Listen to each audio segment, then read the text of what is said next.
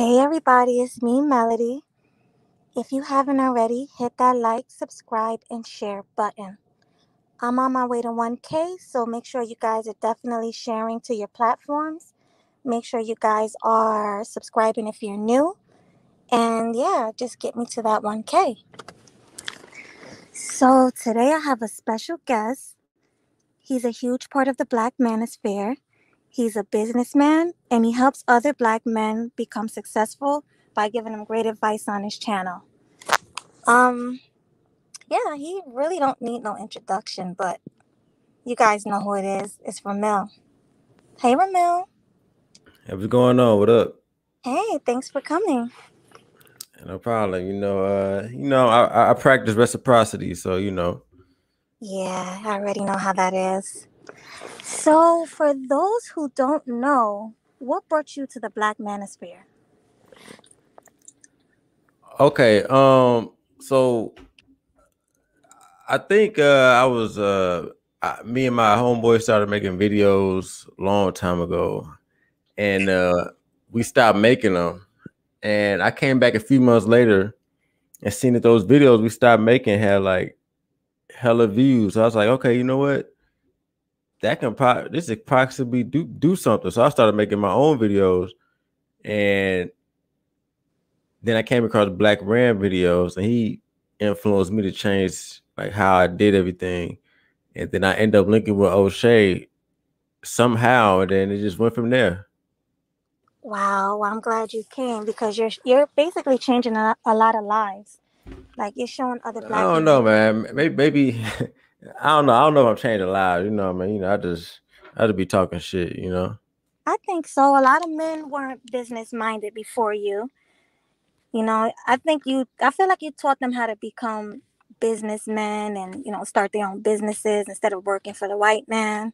The things you talk about on your channel.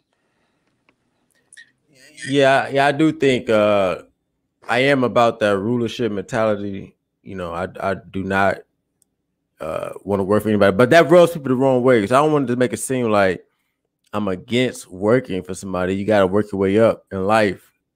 I'm just not doing that forever. You know what I mean? I'm not with that being a life goal, in my opinion. Right. So, what advice would you give to Black men wanting to start their own businesses? Um, shit, man. I mean, like I say, one to do a lot of reading. Um, and then after you do a lot of reading, you just trial and error. Like you got to jump in. You got to put your money up. You got to take the risk. After you read as much as you can read, you're just gonna have to just say, "Hey, okay, I'm about to take this $1,000. I'm about to just try this shit. And Hmm. if I lose, I lose. If I win, I win. And you just trial and error after that. And don't be Right. scared to lose money. Don't be scared to lose money. That's some great advice. So, tell me the difference between the mindset of a businessman versus a non businessman. Um, I didn't even realize this until like not too long ago. Like it's a huge difference. Like it's to the it's a difference to the point where if you are a quote unquote business person or whatever, I don't mind. Just I'll just call it if you do have your own shit. If you talk about that around people who don't, it rubs them the wrong way. So it's really a huge difference in mindset. Like one understand the concept of time and freedom over everything. The other needs structure given to them by somebody else, in my opinion. So it's two different mindsets, and that's why I'm just learning now. Like you know, sometimes it's not even best to talk about business a lot of times because a lot of people they don't like hearing about ownership and shit like that. I mean, it's over their head, so it is what it is. But it's two different mindsets. One owns his own time, the other doesn't. Right. So, do you think it's better to own like a somewhat successful business or to have like an extremely high paying career?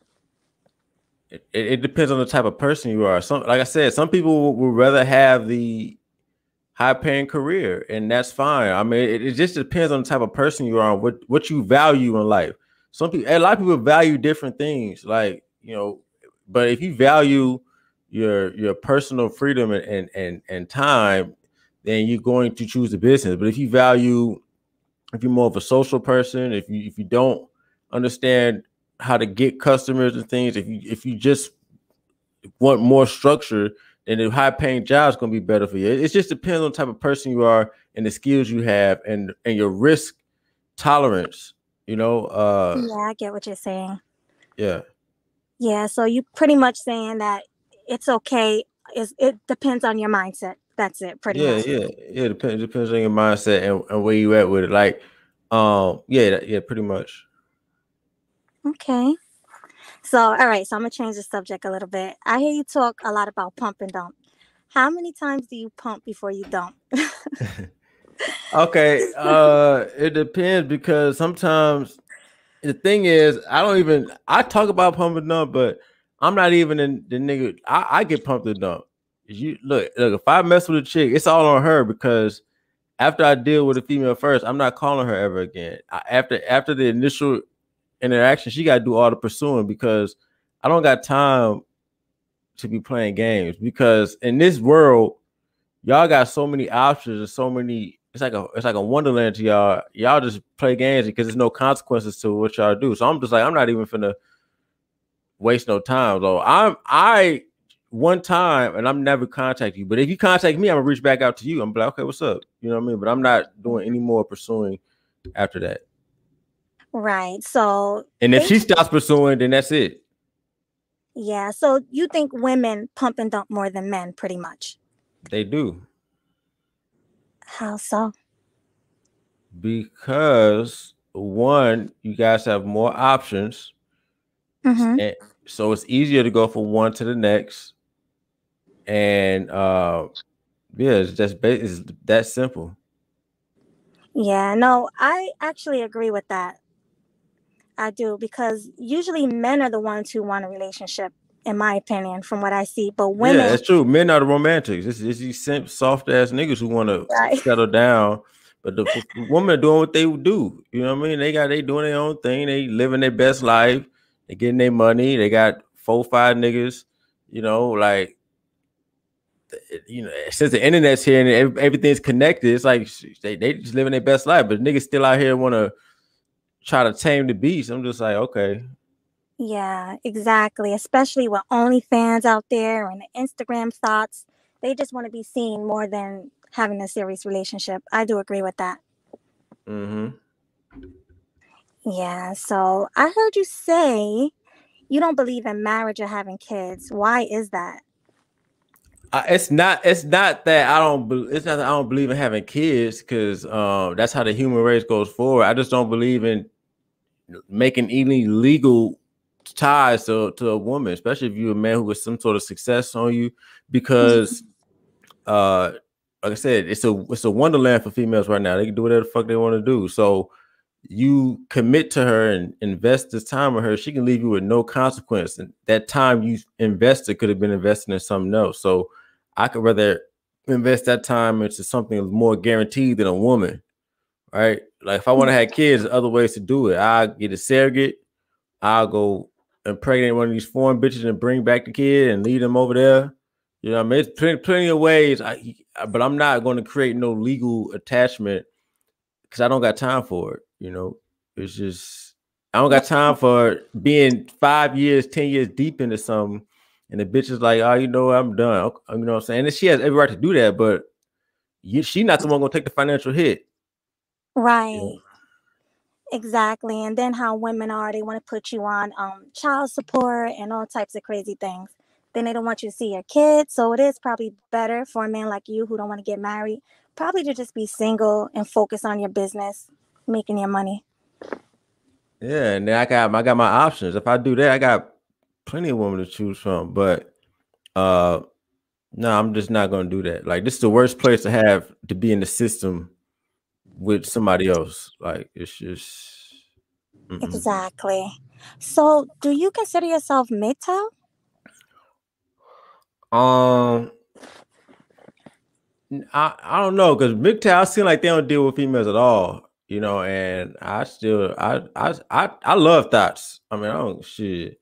I still deal with females. I still deal with hoes. So I don't know because MGTOW they talking about no connections whatsoever. I don't know about that. But yeah. It does sound a little weird. I always wondered, maybe I can have one of them explain to me what exactly does it mean? Because do they just stay by themselves forever, or do they just pump and dump? That's what I want to know. Maybe you know. I think it's different factions. I mean, I don't think they're weird or anything. I'm just not gonna. I just don't. From what I see, it's like there's no contact whatsoever. I don't live like that. But I'm not. I see where they're coming from. I just haven't been all in with it. Right. Yeah. Yeah, that makes sense. So, since you don't believe in marriage, what would you do if you ever found love? Like, what if you meet a woman and you just fall head over heels in love with her? What would you do then? What? You like what? I don't speak that language. No, okay. So let's say you met a woman and you just meant to get with her, pump and dump, and leave her, but you guys just got a connection. You guys watch the same things. You guys have the same thought process, and you just fell in love with her. And I know you don't want to fall in love, but it happens. So what if you fall in love and she wants to marry you? What would you do? What? I mean, here's the thing. Like, so love or whatever you want to call it is just a chemical reaction in the brain, and it dies down. Like when you hit that first drug, your dopamine Mm-hmm. gets rushes up, and then each time you always trying to reach that first high. That's what this quote unquote love is, a chemical reaction. The best thing a woman can do for me is to uh the best thing a woman can do for me I can't get, all right? Because if what I want would be considered probably slavery, you know what I mean, in today's age. Because that's how far gone we are from the natural order. So I'm just like, I ain't got time. I don't care how much I'm feeling a chick, or if we got the same interests. If you only way you sticking around is if you're doing some money moves. Because in this modern era, she has the potential to do what she wants to do, and with no restrictions, and so do I. So it's like we're not living on the same accord. Men and women aren't living on the same accord. So no matter how much you feel in the chick, because we're exposed to so much stimuli and things like that, to think that she's just gonna just be interested in only you for a long period of time is stupid. Like, why if she's feeling that for me, she can feel that for somebody else. So I don't live my life based on feelings. I don't falling in love is like what that shit is. Love is not even real. Like I said, it's a chemical reaction. So Mm, you really simping, you really in your feelings. You know what I mean? Love, and on top of that, even if you love her, she can't love you. Woman can't love like that. You know what I mean? So it's like, really? huh? I said, really? Why is that? Like, you just think, Woman, y'all okay, the only y'all can only love people who there's a biological connection, like your parents or your children. Anything outside of that, you guys are not capable of love, and even that love is limited. You know what I mean? Because women, they love, they only feel for you if you're doing something for them. You know what I mean? Like if you're not doing nothing for them, they're not gonna fuck with you. right. So basically, if you have money and you're buying them the world, that's the only time they fall in love. They fall in love with your money, not you. Is I mean, they can fall. I mean, they say they're in love. They may fall in love with you because you dick them down good, but they just saying that they're not gonna. That's not what they feel. Because they can, the next day they can wake up and see something else they like and go to the next one. Like a kid with toys, so they see a new toy the next day. right. So Yeah, I heard you say that. I heard you say women are like kids, and I really didn't understand that. Can you explain what you meant by that? because y'all are like kids. Y'all, first of all, you're destructive when left alone. Without instructions, you guys just sabotage yourself. Mm-hmm. Second, because basically men built the whole world, women don't. You know what I mean? Second, the decision making. You guys don't have long term decision making skills. You think short term. Uh, suck with money. Um, Basically, everything that would happen to a child if you leave it alone, same thing will happen if you left a woman alone as well. I do agree with that. We do need men's leadership to survive. We definitely do. No woman can survive alone without a man. So I do agree with you on that one. So I Mm-hmm. guess you can say they're like kids. But another thing I heard you say is men can't cheat. Can you like explain, or like GC say, can you elaborate? I don't know if did I say that. I mean, I know I probably did say that, but I know Kevin Sane was just the one pretty known for it now. You know, what do you say? They exercise or whatever the fuck. But it's in a man's biological nature to have multiple women. Like, what the fuck? Like, for him to be limited to one, it goes against the natural order, and you deserve more than one woman, especially if you got your shit together. You deserve more than one woman. If regardless of how you live in, single or in a relationship or married, any successful man deserves more than one woman. Right. I do agree with that because he has options. Just like a beautiful woman has options, successful men also have options. So yeah, I never thought that men should be in relationships. And I know I'm gonna get pushback from other women, but it doesn't seem like men should just be tied down to one woman.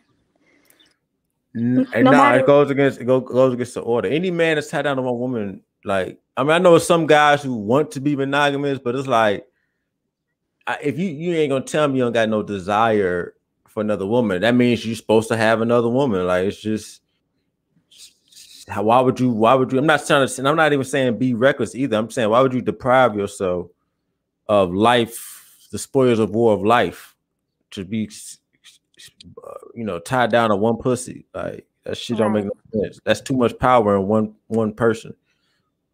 I do agree with that. I'm sorry if you hear noise. That's thunder. It's thundering over here. So sorry if you Okay. hear that. But okay, so here's another question. Have you ever lied to a woman to make her think something other than what it was? Like, have any of the women you messed with thought you guys were in a serious relationship when it was really just like fucking and that's it? I mean, yeah, a lot of women. I mean, here's the thing. Like, first of all, they lie to you. They lie to me. So, for me to be honest with somebody's gonna lie to me, that don't make no sense. Like men always want to be some honorable, righteous motherfuckers, but they'll lie to you about everything. You know what I'm saying? So yes, I will lie. Now when I'm first dealing with the woman, like the initial meetings, I'm not gonna lie. I'm just gonna be upfront. Mm-hmm. But she's cool, and maybe I want her to stick around for longer. And she asked me like, "Where's this going?" I would definitely string her along. I would be like, maybe one day we can be in a relationship. Maybe one day this can happen. I would string her along as long as possible so I can keep getting what I want. That's when Oh, my lies coming. Yeah, so yeah. you don't feel bad about it? I mean, because No, why? yeah, that's true. But Why I should I mean, feel bad? because she's thinking something else. I mean, do you feel like she may be wasting her time, or you just don't Why care? should I care about her time? She don't care Right. about mine. Exactly. If I let her, she'll waste all the time I got. So why should I care? That's another thing. My time's more valuable than hers. Mm-hmm. So I don't. I can care less about her time. That's true. All right. So, do you think men should be upfront about wanting to see other women, or is okay? Or, well, you just answered that question. You said it was okay to lead a woman on, but Yeah, it's okay. Yeah, do you think it's better to just go mode one on her? it depends on the situation. Like if you're doing like online dating, mode one's probably the best. So much time wasting. I definitely agree with mode one for that. Even if you use mode one though to get a woman, you still might have to goddamn. She still might ask you questions later on, like where's this going? So mode one can get you in the door, get you in the draw, but she still might be asking you more questions later on, like where is it going? So yeah, I'll definitely string him along, man. I don't see nothing wrong with it. Yeah, I know that's just your thing. And I know you also say like don't trust women. Can you explain why? Like, do you think all women have the same mindset? Don't you think there's like some feminine pick me women out there who really genuinely want to be picked? Or you just feel like they're all the same? Uh, you know, yeah, they're all the same. The thing is that even the ones that are the quote unquote pick me's, give them the opportunity too. They're gonna show out too. And I'm not even mad at. Look, here's the thing. I'm cool with where we at with today. Whatever. We're gonna live in equality, feminism, whatever. I'm just gonna adapt. Okay, but a woman, they can say they want this and say they want that. At the end of the day, let me see them Instagram DMs. Let me see them text messages. Okay, like everybody, Right. I don't got time to look. If a woman wanted to be if she's really genuinely about that life, she would have already been married already. It's not that hard. If you really Yeah, about but that, huh? right, but what if some women just didn't find the right man? And then you came along and they felt like you were perfect. You were Mr. Perfect. Look, man. Between the ages of like 18 and 25, every Mm-hmm. woman is exposed to as many men as she needs to be to quote unquote pick a quote unquote provider. Okay, she's been exposed to many different types. So the right one already came across. She just didn't want one of them. So if one of those females who are really about that life are already snatched up, or they will be snatched up at a younger age. Yeah, I mean, you're right about that. But some women did get into a relationship at a younger age and it didn't work out. So let's say it Yeah, didn't because work she out. probably left. Well, yeah, that's most situations. That's what happened. But some women are good women and they just broke up with their man and they have a lot to give Why did him. they break up with him? Well, it could have been anything. It could have She just been got that. tired of the dick. She wanted a new dick, and that's cool. It's just that's one of the reasons why I say I'm not wasting my time. Nobody wants to stick to the same person forever. Right. No, I agree with you on that. But People want now, to play themselves and do this. I'm just like, yo, you gonna stick to? Hey, dog, you gonna have to stick to that same pussy for the next 50 years? Go ahead, right? But this is the thing, niggas will do it though. It's just these females, they won't do it. Females won't stick to the same dick for the next 50 years. These men, they actually doing it. You know what I'm saying? These niggas, these foolish ass niggas out here sticking to the same pussy for their hmm whole life until that bitch leave them. And that shit don't make sense to me. yeah, you do see that a lot in our community. If you, I feel like if you really want to find a good woman, do what the what do they call SYSBS? What are the SYSBM men are doing? Go overseas and bring one of them back. I mean, that's probably the only way you'll Now you find. can't bring it back here. You gotta go live over there and fucking in third world land. I'm not saying everything overseas is third world, but you can't bring it back here. Yeah, that's true. But if you do bring them back, there are ways you can control the situation. No, You it's know, not. you don't think so? No. Once they're in America, once they're in for America, it's over with. It's over Yeah, with. I can see. I can It's too see many that. rights, too many, too many protections. It's over with. Yeah, I can see that. Well, we both know that women can be highly manipulative. When did you realize that? At a young age. I don't even know, like 13, 14. I just knew women were liars from an early age. I figured out that men are the ones who had to have integrity because society forced them to, and women can do whatever the fuck they want. Like I seen that just early on. I was just like, oh, okay, this is how it works. Right. Yeah, that's something that you realize, like you said, when you're young, because I watched my parents, like my mom, my aunts, even my grandmother, they all were very manipulative. So I saw that as a child. But it is true. Women are manipulative. Mm-hmm. Does that Mhm. include you? I think it's in all Yes. women's nature, yes, but I try my best to be the best woman I can be so I can find the right man. But You yeah, still looking for the right man? well, Are yeah, you really looking for the right man? Or are you just well, you're living the good life? I'm not living a good life. I've been broken up with my ex since the pandemic started. Me and him been together since we were very young. On and off. I'm not gonna lie to make myself look great. On and off, but this last time was it. So now I'm by myself. It's been a couple of years, So why and why did you end it with the guy you was with since a young age? I don't want to see. I don't like throwing men under the bus. Just put it this way. It was the both of us. It wasn't just him. It was me. Who? Hold on. I Wait, don't want. hold on. Who? It's not. Hold on. Cause so you left him. We left each other. Now look. I hate to do this because I'm not. Shout Don't out do to it Kevin to me. Samuels. Don't do it to me. Hold on. But because look. Hold Ramil, on. don't do it. Who left who first? First him. So he left you first. Yes. Get the stop playing. No, I'm being honest. He left All me. right. I left him. He left me. I left him. But Okay. we The were last time I'm talking about the last. I ain't talking about who left the last time.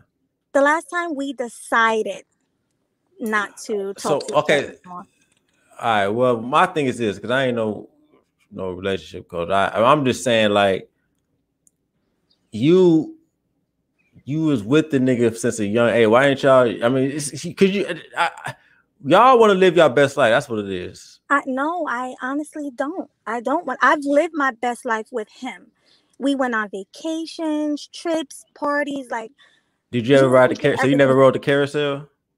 Rode the carousel. What does that mean? I'm sorry. You never rode the carousel. No. What do you mean by that? I'm sorry. How long? I thought you was in this space. Well, I guess it's kind of good you don't know. So the Yeah. carousel is basically, you had your little whole phase. You was out there doing your thing. Oh no, with him. With him. That's what I'm trying to tell you. We were together since young, so I did my thing with him. Vacations, parties, everything. He picked out my clothes. We did everything fun together. So I wouldn't say I had my whole phase by myself. No, but with him, we had a good time. So outside of him, it was just no whole phase. Just Well, okay. All women love attention. Let's put it that way. I I didn't love say attention. I said, did you what go through a whole phase outside of him? whole phase like messing with a bunch of men. No, Okay. no. But I did like getting attention at one point in my life. That was the phase I was going through. Like when me and him would break up, I love the attention because I'm not ugly. I'm attractive, as some people would say, and I didn't mind the attention. But was I a hoe? No, absolutely not. I was never a hoe. Okay. Yeah, but now this question is for you. Can you Go tell ahead. a difference between real and fake femininity? Uh, no, they're the same. Cause it's just they're the same. It just depends on who you're dealing with, but it's because real fake. I mean, I hate even femininity and all shit like that. The thing is that a woman acting like a woman is not really in America like that. You know what I mean? So it's all to me. It's all manufactured. Like everything here is manufactured to me. So because of the capitalism and shit like that, to me, I don't even know if it's possible for a woman to quote unquote be feminine in a place that is so systemized. You know what I mean? And I'm not even mad at it, but I'm just saying like that type of whatever that's probably gonna be out this country. You know what I mean? So anything here to me is manufactured. Right. So you don't think anyone is really feminine, soft, pick me's. You don't think anyone's being sincere when they tell you they're feminine or pick me's. I think there's episodes like especially with women here, you're gonna have episodes of it. So it is natural for a woman to submit, right? But Mm-hmm. you're gonna get that in pieces and spurts here. So I try to deal with women when they're in that mode before they get back to the the other mode. I try to catch them when they are feeling like that. Right. Okay. Well, so don't get mad at me. I'm gonna ask you a little bit about the industry. You know what industry I'm No, talking about. go ahead. Okay, so what made you decide to get into the porn industry? Here's my thing with this too, man. Like, my thing is like when niggas ask me about this, the only thing niggas should be asking me about this is how much money is in how much market share there is in the industry. Okay, that's what So it kind of blows me a lot of times when niggas coming through asking me all these other shit, but you ain't asking me about the money. You ain't asking me about the business. You know what I mean? But but aside from that industry, so basically, you know how you sell, somebody used to sell drugs, they can't sell drugs no more, so they got to go legit, whether they get their marijuana license or they get they go to medical school Right. to give out the prescriptions because they can't sell drugs no more. Well, the law said I can't, I can't pimp out women. I can't do it. It's illegal, and if I do it, I'm going to jail. So you go legit, you go legal. It's legal. You know, industry. It's a $99 billion industry. I got introduced to it by another female when she told me how much she made. So it's really it's just the money and the networking and the people you meet. It's a fun industry. Uh, and but basically, I just seen a market opportunity. Okay. So, do you think it played a part in your decision to pump and dump women because you looked at them as like whores and things like that? Uh, no, because even before then, I looked at it like that. Because to me, even from a young age, I always thought like, what can this woman do for me that's going to benefit me? I know what's going to happen if I take her in. She going to benefit off me, resource wise, and all the other things. What do I get in return? And from a young age, I just couldn't see. I couldn't find what I'm going to get in return for my, you know, for the protection. I just couldn't I to this day I can't see what the return on investment. The only possible return on investment I can see probably is children, but then she start acting a fool after she get them anyway. So it's like I just so the industry didn't play a part of that. It's just before I even did anything, before I got to any crazy stuff at a young age, I just asked myself, what is she gonna do for me? And I can never get that answer. You know, so that's Right. how that's why I look at women the way I do, because they don't offer anything in return most of the time. They're not even trying to do it. That's my thing. Like, they're not even trying. Like, yeah, you know, this man is gonna take care of you and protect you and do all these other things. You're not even gonna try to put in the effort to show him your appreciation. So to me, I'm just like, it's not worth it. I could put my energy into something else Right. rather than investing it into one woman.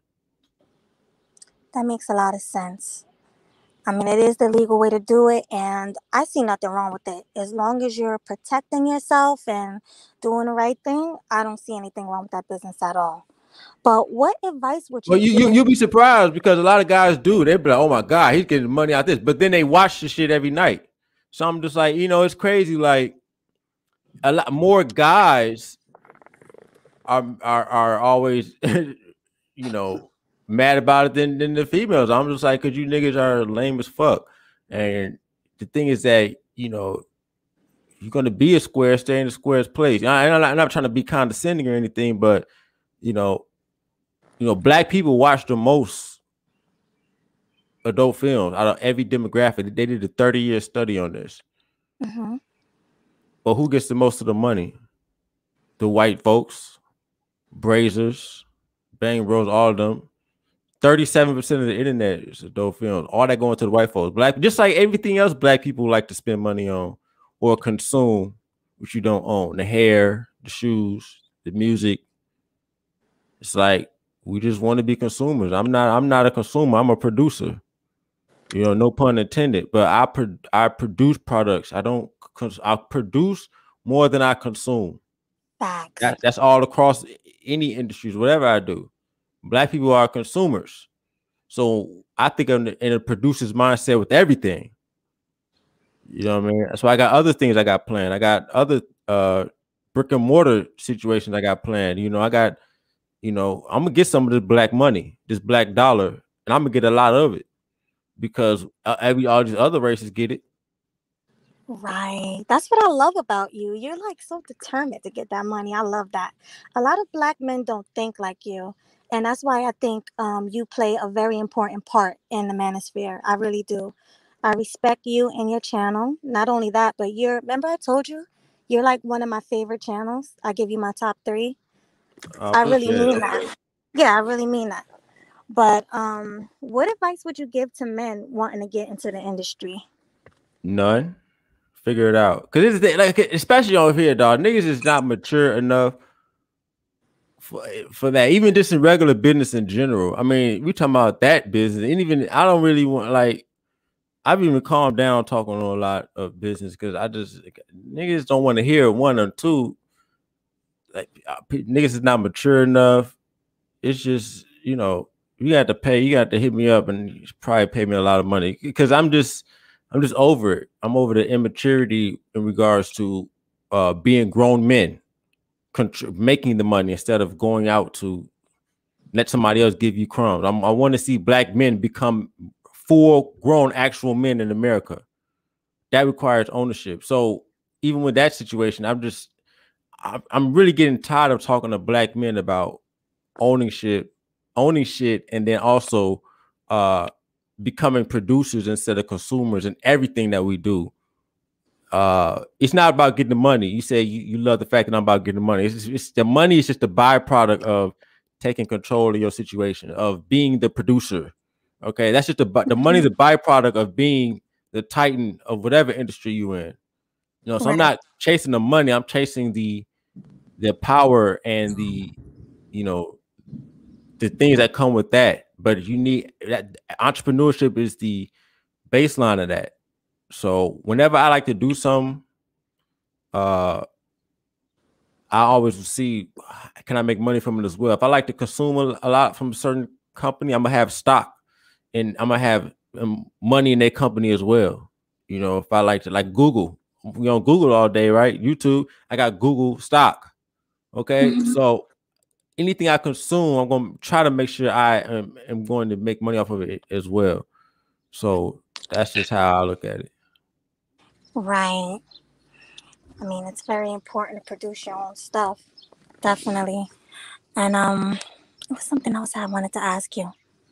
Oh yeah, I noticed that you and Kevin Samuels worked together in the past. What brought you guys together? Was it business? Um, well, that was before. That was the show.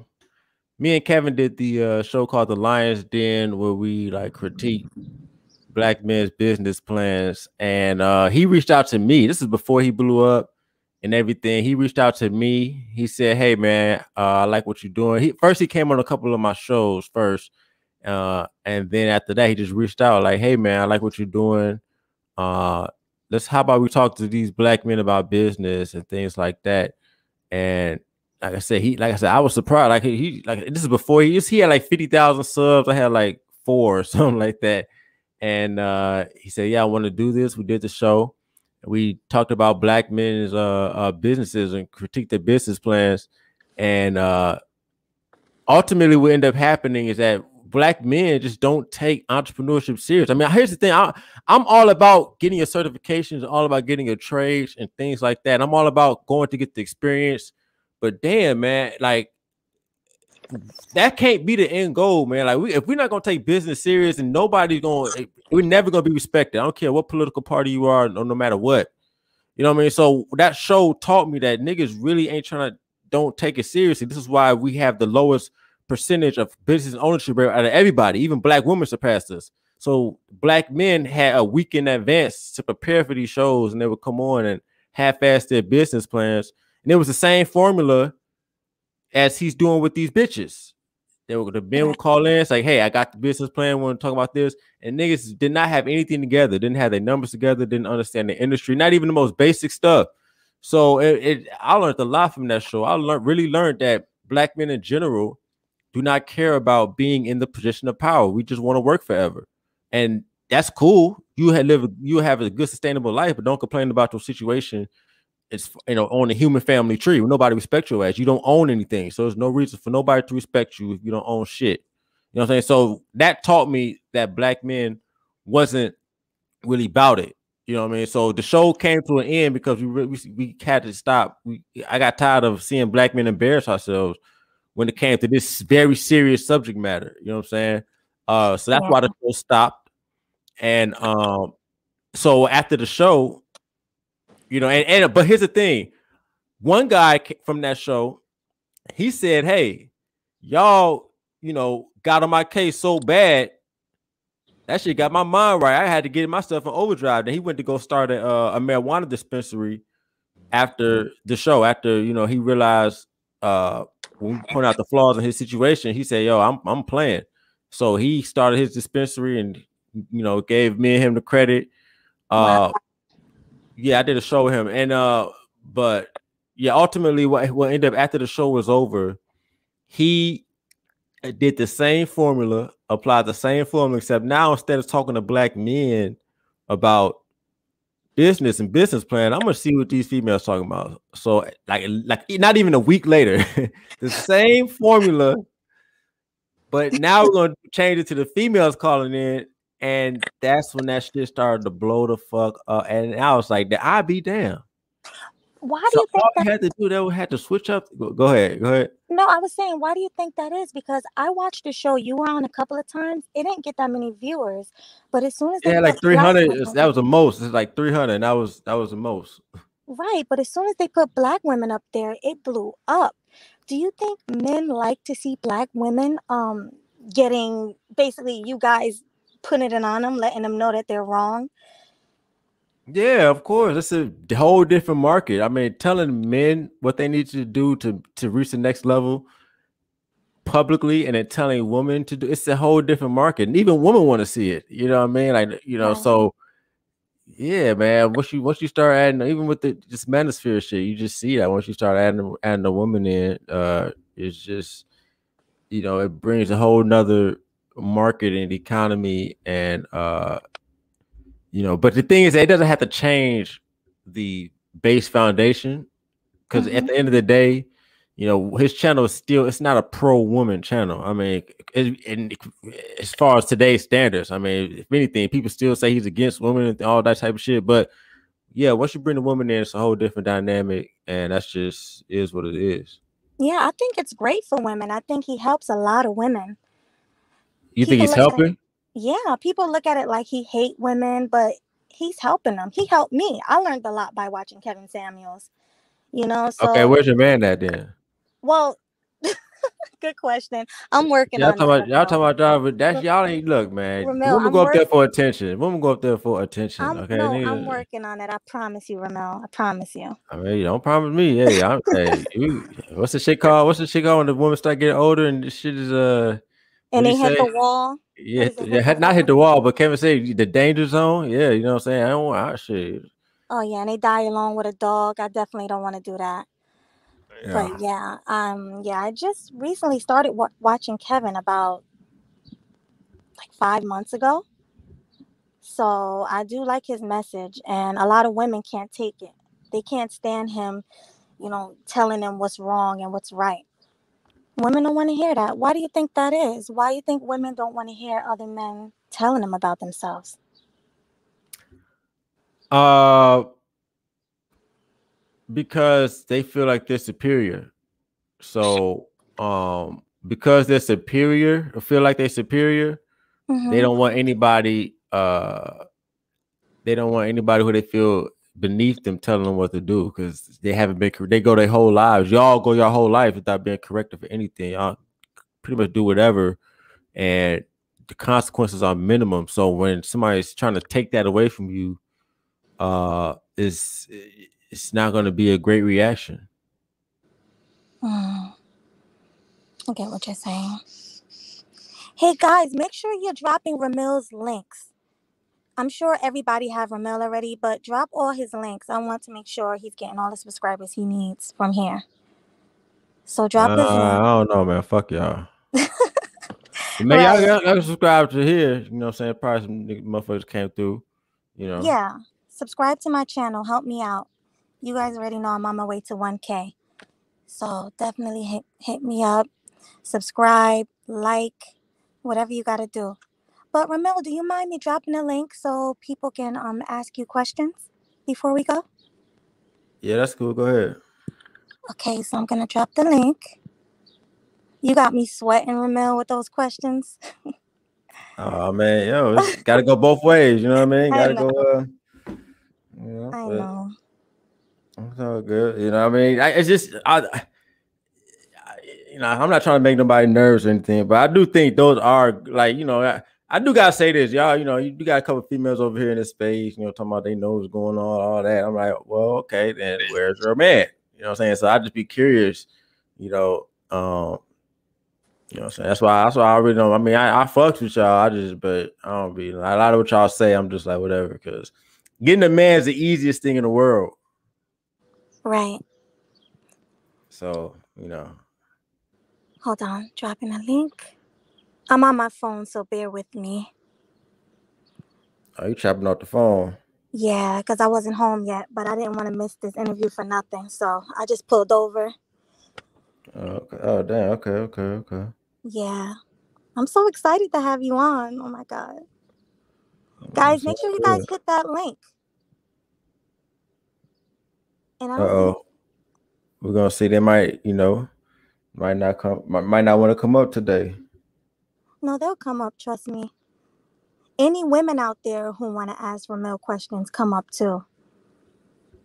Because I know y'all don't agree. Y'all don't agree with Ramil, so hit the link. True indeed. But yeah, man. Let's see. What you almost had the 1,000 on that joint. Yeah, almost. I'm so excited. Hey, GC. Hey, what's going on, Melody? Hey, What's going on, nothing. Ramil? What's going on, Game Changer? What up? Nothing much. So what you said kind of struck me earlier, and it's the same thing I was talking to Ike. Can't pronounce his last name, but everybody knows Ike. About in the back chat, and that is about trial and success. And I will admit that I do. I don't want to say did, because it's not like it's completely gone, but there is a there with the fear of failure. It's really not the loss of money that stopped me from going down an entrepreneurial path. It's more the loss of time and energy and things like that. And like, was this the best way to spend it? I don't really know what I fear most about it, but I do know that there is some apprehension. And what I didn't know, and this is what I did learn from you today and Ike before, is that it is trial and error. Like, we only see the success. We don't see that a lot of successful entrepreneurs had, many failedpreneurs prior to the Oh successful that yeah. you've seen. Yeah, we don't see that. And I think that was the, little piece of information that I was missing to really light a fire. Like, Yeah. because, Yeah. Go ahead. My bad. no, I mean, because I'm comfortable in my industry and everything. So I don't really, I don't really have the motivation that I should if I was starving, or I hated the type of work I did. So, there's that. But Mel, your fan is on, bro. Oh, sorry. No worries. So yeah, you hit the nail on the head with that. I wanted you to elaborate on error and what it's like going through that. Like going, just watching something that you spend time and energy building crumble. Oh man. Well, error is a part of the game. Like, if you're not failing at anything, you're never gonna get anywhere. I like when I fail, because now I know what not to do next time. You're only gonna The reason why I like trial and error, because there's only so many errors you can do before you get it right. So you're never gonna get it right on the first try. And when most people, when they try things on the first try and they don't get it right, are like, fuck this. No, it might take you 50, 60 tries. You know what I mean? But I mean, how I look at it like this: you got two paths. Right? You either gonna keep going till you try, or you go back to regular. So I can't go back to regular. So I'm gonna just keep on going. I'm gonna get rich or die trying, like 50 Cent said. So that era, I like the era part, because now it teaches me what not to do, and you got to go through it. You got to go and take some L's. It is what it is. All right. After this, if you have some time, I want to talk some business. Privately. Okay, man. Cool. Okay, yeah, I do. That's cool. Okay, cool. I think you got my number, man. Yeah, I got your number. Okay, cool. Oh, and by the way, yes, I am a new content creator, and I saw some of the people in the chat saying someone wrote my questions. Nobody wrote my questions. I did this by myself, just to let you know. So that was a little offensive. But anyway, I'm going to go with Archer. Hey, Archer. Yeah, what's up, Melly? What's up, Ramil? What's going on? What's up? So, Ramil, I got a question for you, and I promise you, I'm not trolling you, bro. No, go ahead. I'm not trolling you. So I got this woman, right? And I'm about to move in with her, and her ass is gonna start stripping for me, right? She said she's gonna strip, give me the money. She might do a little here work there, here and there. So my question is like,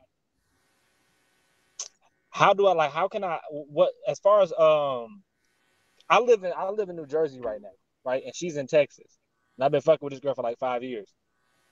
Should I leave her in Texas or have her move up here if I'm gonna like do anything for her? Should I like just not do anything as long as we're apart, that long distance here, or should I wait till she gets here and then I start making the money moves and start investing in the bitch as far as my plans are concerned?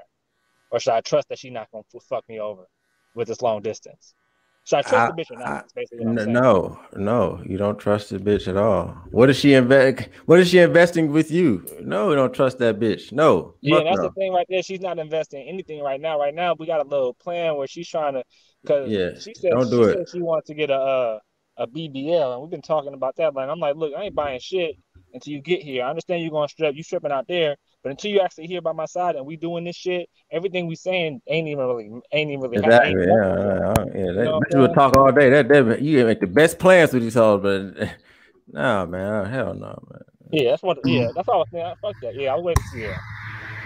I'll give you some advice on that, Archer, too. You never move in with no woman, period. You have her follow you. She's not willing to follow you. She's not worth it, period. Wait. Time out. Well, when I say move in, I mean she is moving in with me. Okay, to your state? She's coming to Jersey?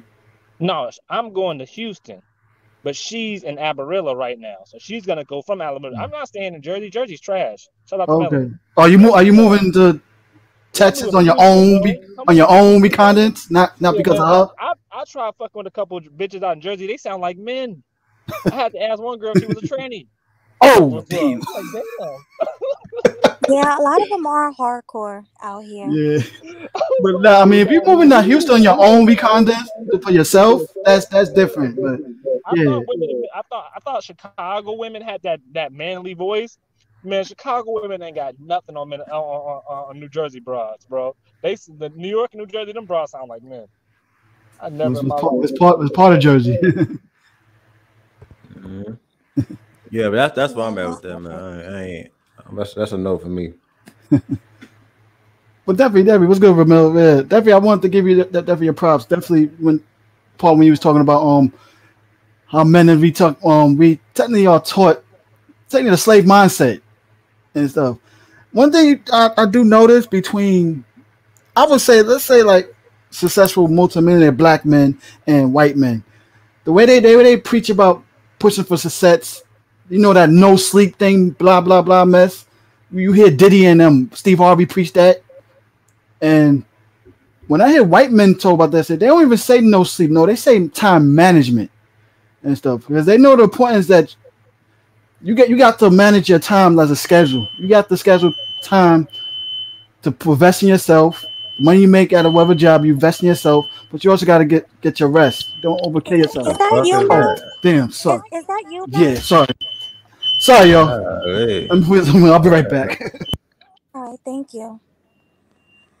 But what you're saying, it's all look, no sleep, time management. What I learned reading about these people and shit, like white people and black people just got different ways of saying it. Hello, sorry, I'm back. Oh yeah, all right, go ahead, bro. Yeah, no, what you saying? Yeah, I know. You know how black people would be like no sleep, and then like you were saying, the white guys would be like time management. It's both the same thing, but black people have different ways of saying a lot of stuff. But like success or whatever the fuck has no color. So it's the same thing. No sleep basically I'm gonna manage the amount of time I'm sleeping so I can maximize the time I'm awake so I can do this. Time management is the same thing, just different terms. Yeah, I thought it feel the same way also too. Yeah, it's like I think when black people preach it, we preach it as in a slave mindset, overkill yourself and everything. And one thing, the important factor is sleep and everything too. You got to get your rest. So that's why, you know, I see white men, they put certain schedules. Okay, this is the schedule when I wake up early.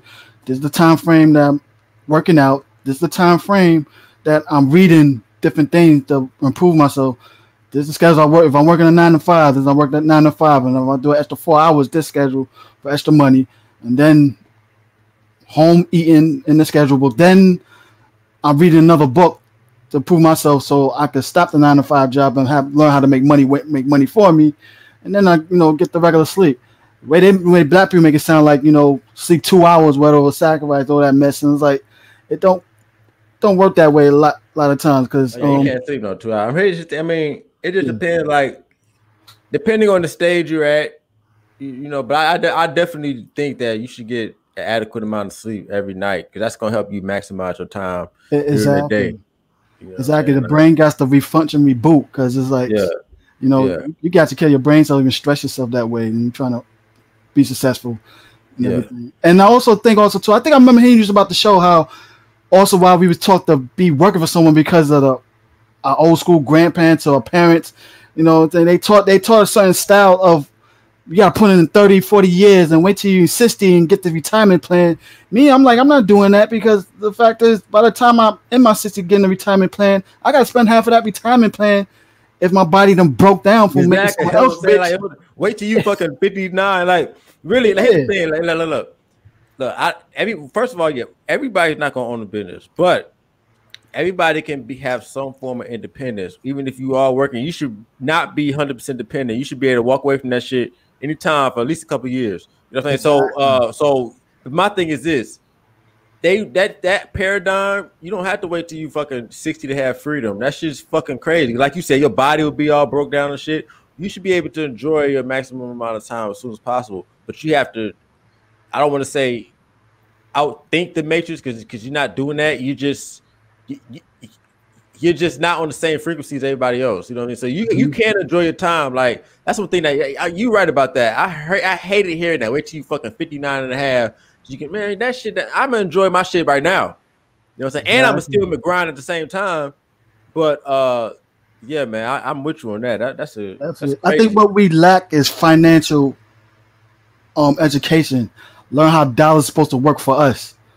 You know what I mean? Exactly. We don't be afraid to take risks to put in the stock market and learn how to stock market. I got a friend of mine that think if I'm not touching my money, it's then it's not worth it. I want to be able to touch my money, so she put her money in a in-home savings account. And technically, if you hit it with the question, okay, you got $14,000 in a savings account. 20 years from now, you think that same $14,000 is going to be worth something?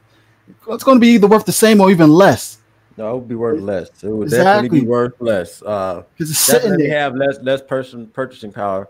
Yeah, exactly. Man. Because a lot of black people, like, if it's not under the mattress, then I don't trust anything. You know what I'm saying? It's funny how we have this type of mindset, and then but we still don't own shit. We so protective of it. We don't own anything. Like savings account is fucking trash. I would never touch a savings account. Yeah, like there's so many men making money, especially my thing is real estate. That's definitely the big money maker right there. Start with investing.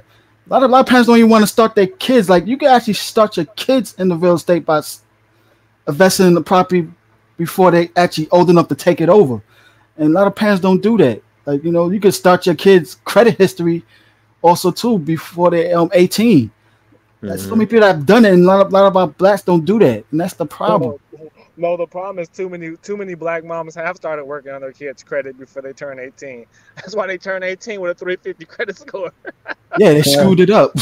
Yeah, that's true too. Yeah, man. Like, they got.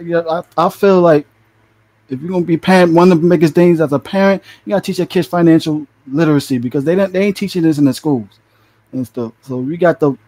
Sometimes if you feel like you don't learn it, then you learn together with your kids. The thing is, like, financial responsibility is your responsibility as an adult, and that's what it's going to come down to. Because you're right, even though they don't teach you in school, at the end of the day, it's math. All right, it's your money, you're responsible for it. So what they did not teach us in school, which I'm not even going to hold them responsible to do that. All right.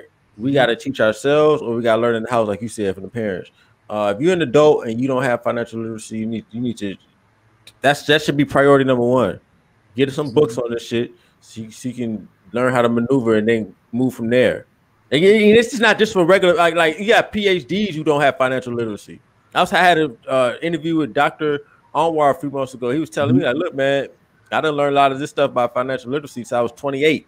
Already a college graduate, already have degrees. So this type of stuff is not parallel to education and degrees and shit. Yeah, right? exactly. That don't mean anything. That's what I'm saying. A lot of these people have the certification, which I'm all for, but don't have the financial knowledge, so they just living paycheck to paycheck. Like, what the fuck? Exactly. Paying debts, half their lives paying off a college debt for useless degrees and stuff. Like, you wasted more of your money trying to get this higher education for nothing. Like, that's how I feel about it. Yeah. Mm-hmm. And then there's so much resources out there also too. Even up to, you don't have to pay so much on college. There's so much online classes you can take. A lot of dudes online on YouTube or the space provide classes for financial stuff, all that. You can take their courses. Yo, Ramil, can I ask you one more question, my dude? Yeah. What's up? When you if you know how young black men, when they come in on some money, they tend to spend their money on flashy things. What would be a way you could tell a young black man that when you come up on money, convince him how to invest the money instead of spending the money on things that get him bitches. I think a lot of black men spend money more concerned of investing their money on things that's going to result in pussy than actual investments that are going to result in a better future. How do you get black men to live more in the future than living in the now financially? What? Okay, so here's that thing. I don't know. Somebody buzzing. Somebody's mic is buzzing. Mel, But Mel, please, can you mute? Mel? Hold on, let me mute him from my phone. Give me 1 minute. I'm sorry. Alright, so this nigga at the barbershop. Well, I mean, he's at the barbershop next to a truck next to a fan. Like, Yeah. like you got the barber truck and the truck is loading the barbershop with hair and it's a fan nearby. Like everything is... I just see a lot of black men who they claim we don't got money, but I see a lot of nice cars out there, a lot of nice. I see men with jewelry cars. I see dudes that got a PVP loan and went out and got a Rolex instead of investing that. I'll say this. So the first time a black man comes on money, a young black dude comes up on money, I'll just say let him splurge, let him spend it, let him splurge it on the first time. I think everybody should get that one time where they already get when they get that first taste of some bread, let them blow it. Because then the next time around, you're gonna be like, damn, I lost all that bread. Now I can't do that shit the next time. You know what I'm saying? A lot of stuff, experience is only the best teacher. So, you know what I'm saying? But so that first time, I don't give a fuck who you are, most likely, unless you're super smart, you know what I'm saying? If you do invest the first time, it's even better. But after that, because money's reoccurring. If you get it once, you should be able to get it more.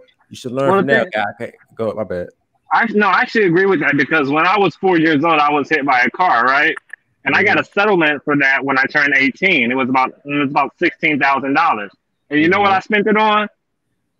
In nerd fashion, I had a big ass collection of anime.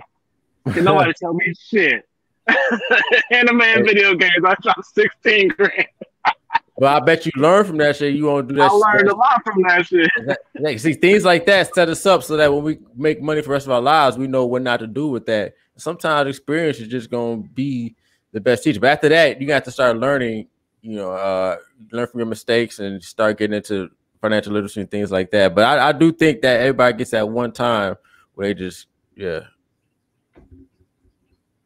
Well, I mean, something you said in there, I do think that collectively we do spend too much on the pursuit of pussy as black men. Like everything we do seem like the bookload of our spending really reflects where our priorities are, to what Archer was saying.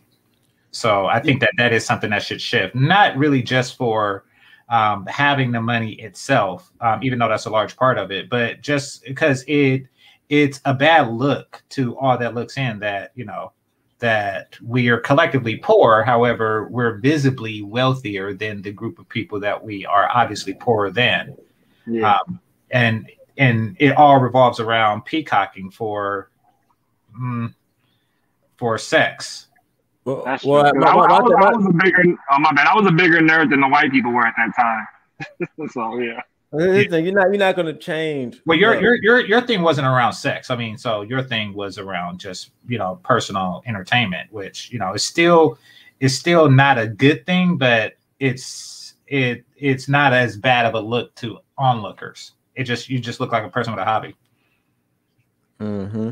Well, like I said, the peacocking, things like that. Look, I would just that you're not going to ever stop that. And my thing is, guys over here, I would say are maybe a cut above the average, right? We can assume that. So just understand that you take advantage of those people who think it's so important to spend money on pussy. Like you think a level above them and understand what can you sell them? See, Yeah. so because they're gonna anything that's gonna get them pussy, they're gonna buy, right? So you're not gonna stop. Just the thing, black people are never gonna change. So my thing is this: like the guys who are on a slightly higher level, figure out how you can get the money out these motherfuckers because it's always gonna be different classes and black people as a whole. And I really hate to say this shit, but in how I see it, like we're never gonna be like a powerful race or anything. It's probably just black men. It's a small percentage of us who can be kings. But as far as like black people and shit like that, like I mean, just the way we operate in comparison to other groups of people, it's just like you know, I just don't think we're going to see that day. So, well, I disagree with that. But I do think that we have to make a lot of cultural changes and sacrifices before we can be a race of kings. And I think that that's one of them. Do you think black people are going to, like, as a community, as a whole, can get their joint together? Yeah, I do. And I know why you have your apprehensions in believing that. But once again, through cultural change, because I've seen it happen with cultures throughout history that were worse off than we were. Particularly the German and the Spanish, their origins is very humble compared to, you know, the Romans, the Greeks, the Mediterranean peoples. So, yeah, I do from that perspective. I don't want to get into the history of why I think that way, but let's just say I do.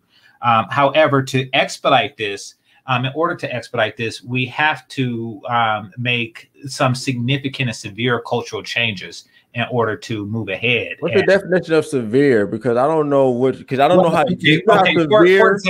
For example, like a severe cultural change would be the opium epidemic in China. In order to become a superpower that they are today, second only to us, they had to get over that. They had to make a significant cultural change in order to become the nation they are today. Another significant cultural change that they had to make was they had to have the one-child policy. You know, they made tremendous, you know, like, okay, we've been doing. Do you think black people? Do you think? Because I talked about how black people should probably incentivize young. If you really want to change some shit, like a single mother rate, like China got the one-child policy, black people gonna have to do something similar. You got to tie these young females tubes up or something like that to stop the single mother rate, to stop producing possible future criminals. See, do not severe. No, I'm just giving examples of severe changes. I'm not saying that those particular changes is a necessity in the black community.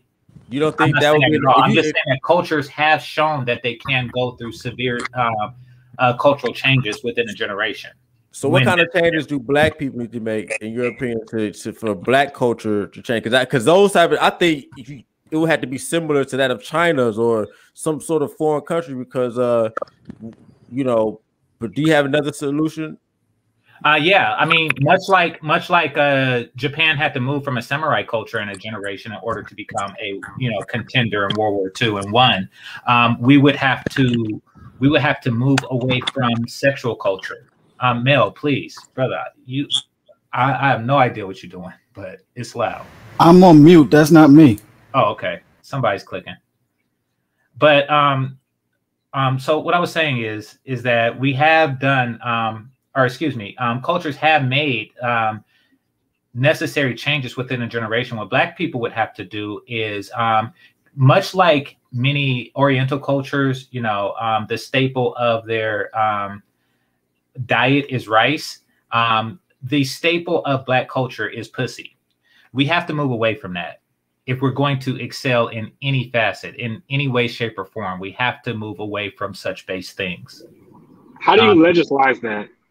Well, you can't. I mean, it was a cultural change. It's not a legal change. Perhaps the Mao reducing the number of kids a person can have should not have been used as an example, because that's a legal change, not a cultural one. So let's just say moving from the samurai to the soldier thing that the Japanese did, I think that that was something that was absolutely necessary for them to advance to be, you know, contenders in the European war for power. So yeah, I think that we as Black people throughout the diaspora need to remove this, you know, overvaluing of sex in order to advance in other ways. And part of that is represented in what we wear and how we spend our money. You know, even if it is a large percentage of the money, you know, I mean, it is an extremely bad look for Black men to go out and spend $500 on a pair of shoes to get some pussy that white guys get in sandals.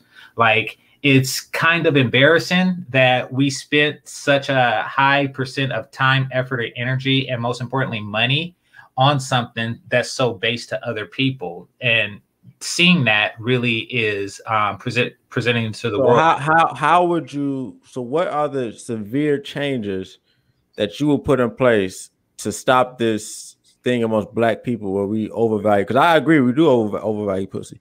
So right. What is the changes? Because I only think a small, this is my thing, I only think a small number of Black men, small percentage of Black men are actually going to understand how worthless pussy really, I don't want to say worthless, but how little value it really does have, and they're going to move accordingly as far as living their best life. I don't think majority or even the critical mass of Black men this will happen to. So how would you say that you would institute that cultural change amongst Black people en masse as far as devaluing pussy?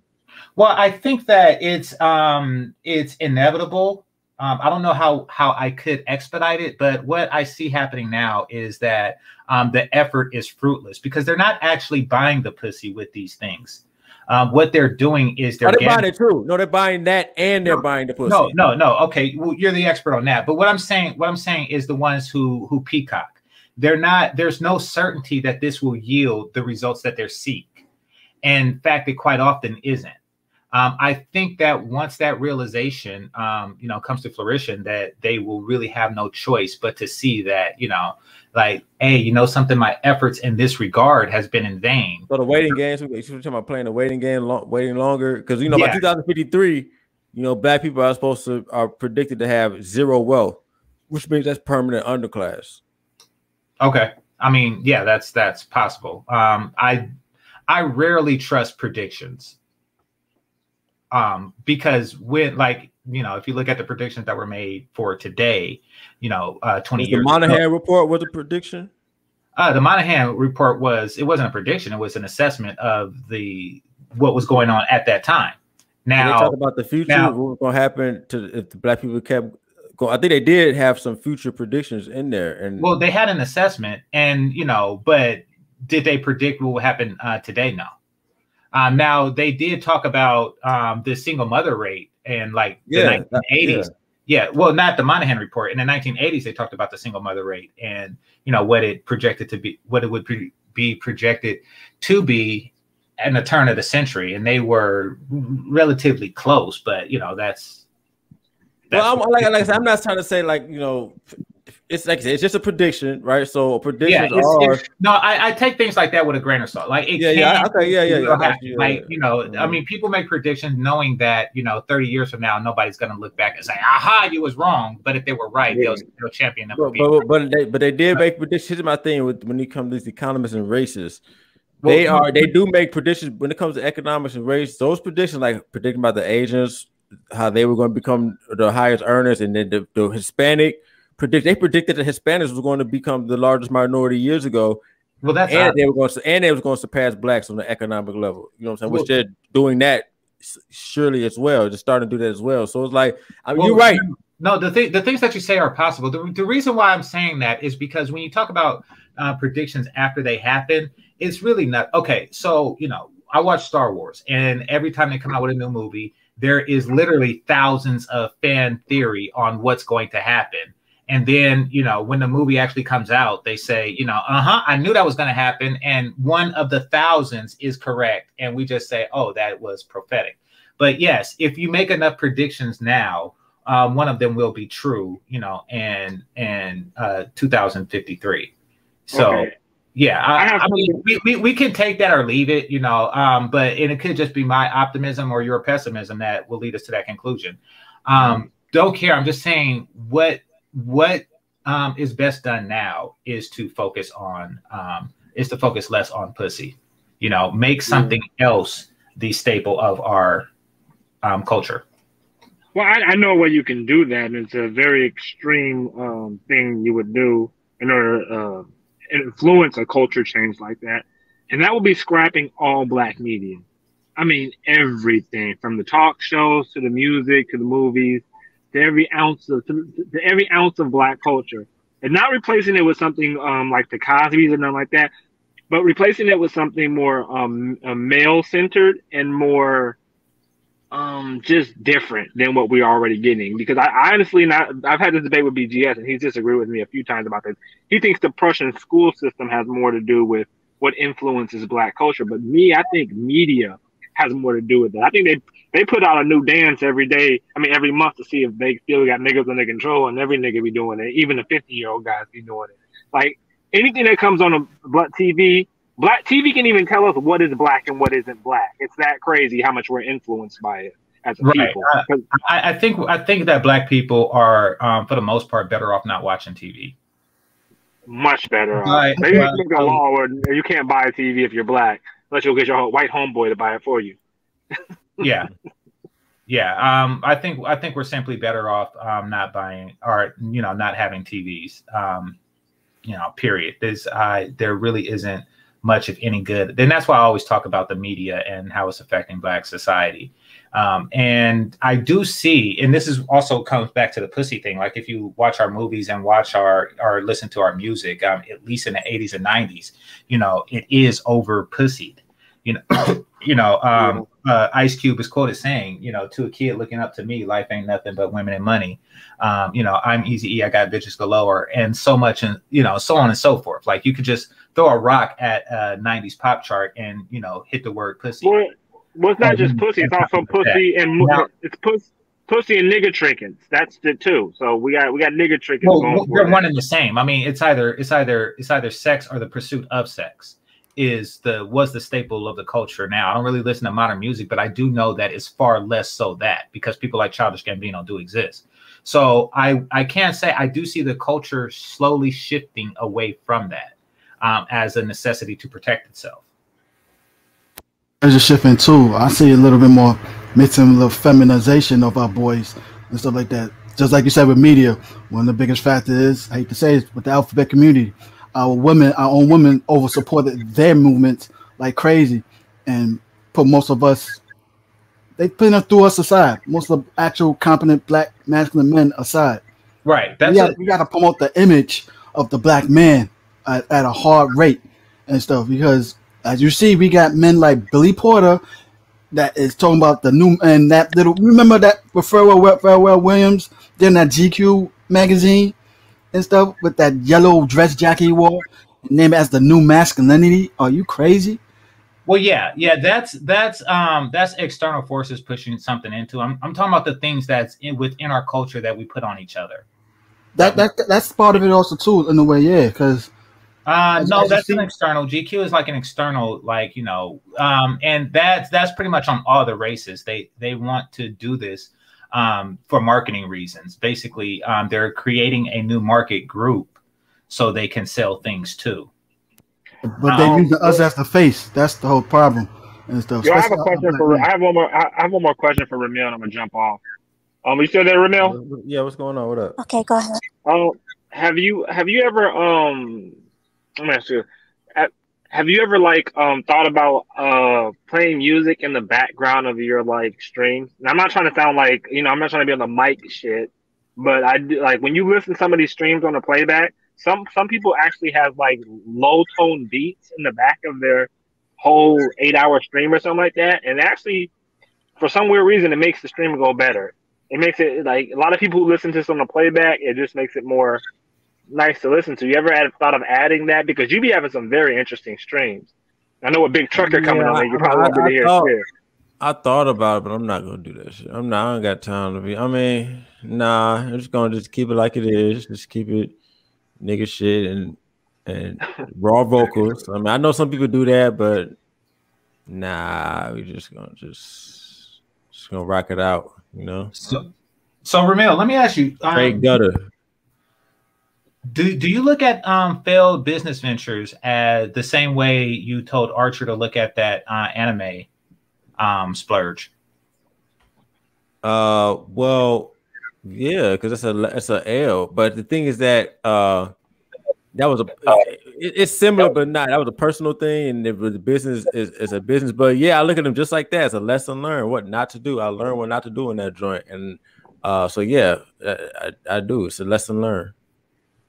Unfortunately, I can't buy a lot of anime no more because now I can stream it. Back then, there was no streaming services. Damn technology. I turned 18 at the wrong time. You know what, Archer? That time you borrowed that money in the anime. Let's say, for example, someone taught you, okay, you splurged all this money in the anime, but all this anime stuff that you got, you was down on your money. Learn to resell it to get some of that money back. Well, I couldn't resell it. I wasn't big into the figures and shit. I literally just bought almost $16,000 worth of DVDs. Even that, they had. I didn't know that existed.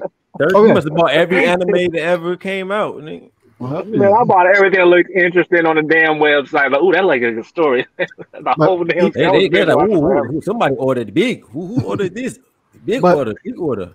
I would say even that, like, you know, when you down your luck, you probably have to resell your anime, and if someone was to stretch you to do that way, as in the form of this is how you bounce back, it's creating a money making mindset that, you know, I lost, but I could bounce back by, you know, getting back on my feet more faster.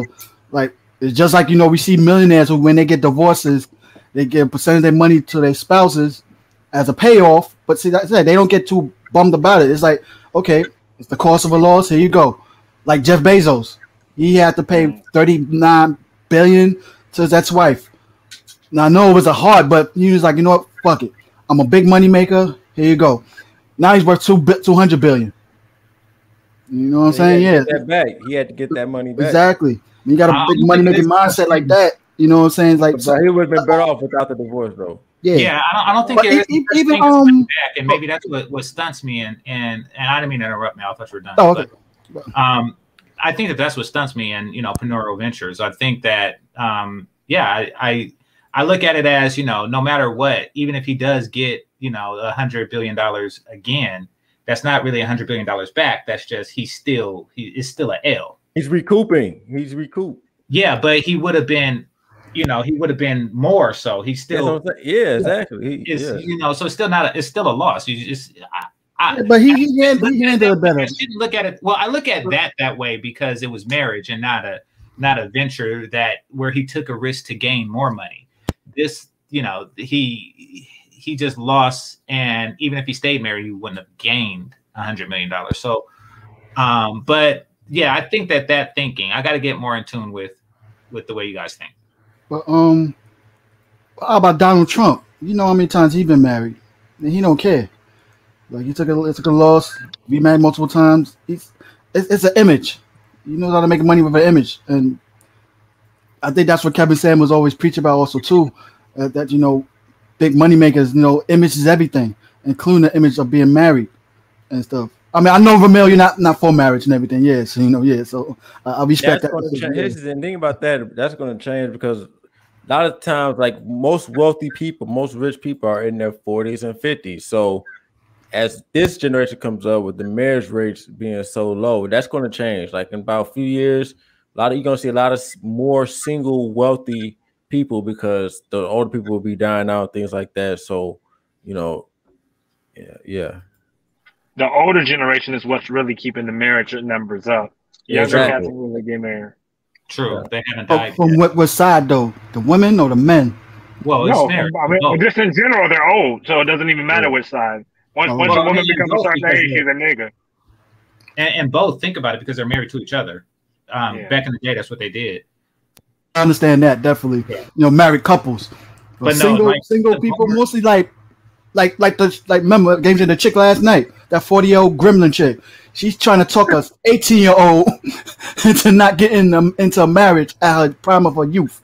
Well, I mean, but Yeah. Archer has a point to like, he's talking about people like my grandmother's age, like people who are, 70 plus, 75 plus, who are still alive, and they're almost all married, and they are. Yeah. I agree with him on that. You too on that. Yeah, definitely. Yeah, Because like, you got Or they're Sahara holding Ali a is marriage around that covenant. age also too, and she preaches about marriage. Black family unit. Well, but they're holding the numbers of marriage up. So if they say like 20% of people are married, a large majority of that 20% are senior citizens.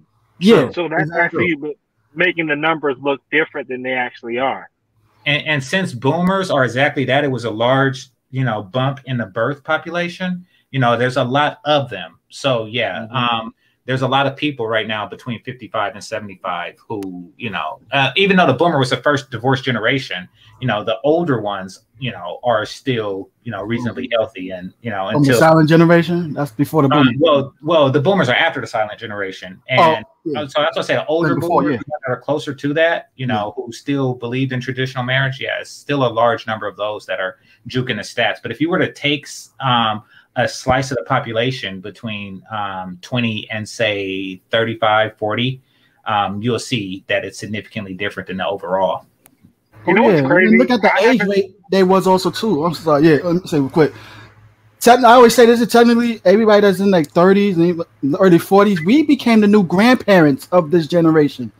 And you see what we preaching so much. This generation around our age limit and everything. You got women that's praising about being a 32-year-old grandmother.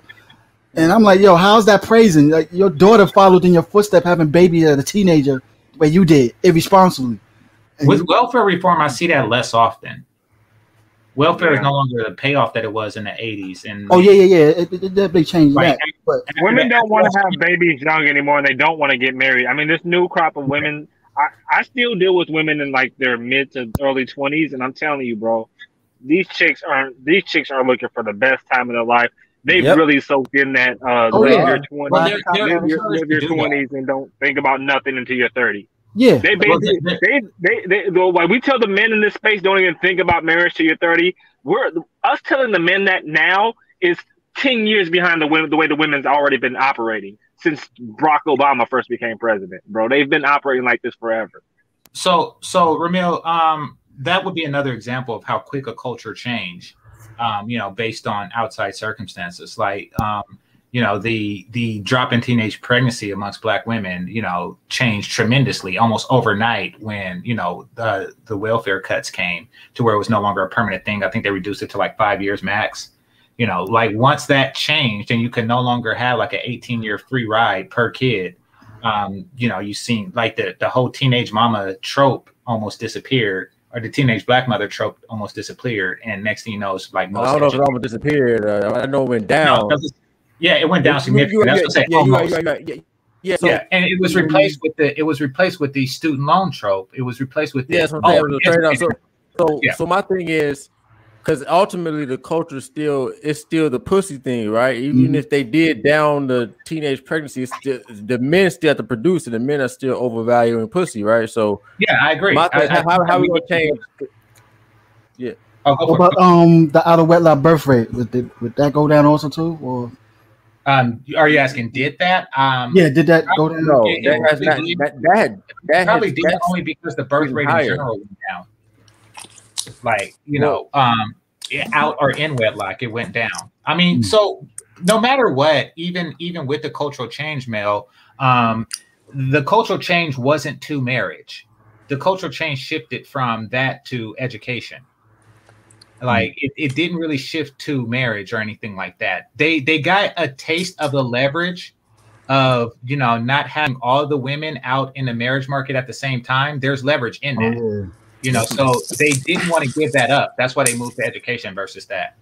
So, but good question though. But I mean, as far as the men shifting towards the pussy, as I say, I do see it reflected in media and Black media more so. And I think that we're moving in that direction, just a lot slower than I'd like to see.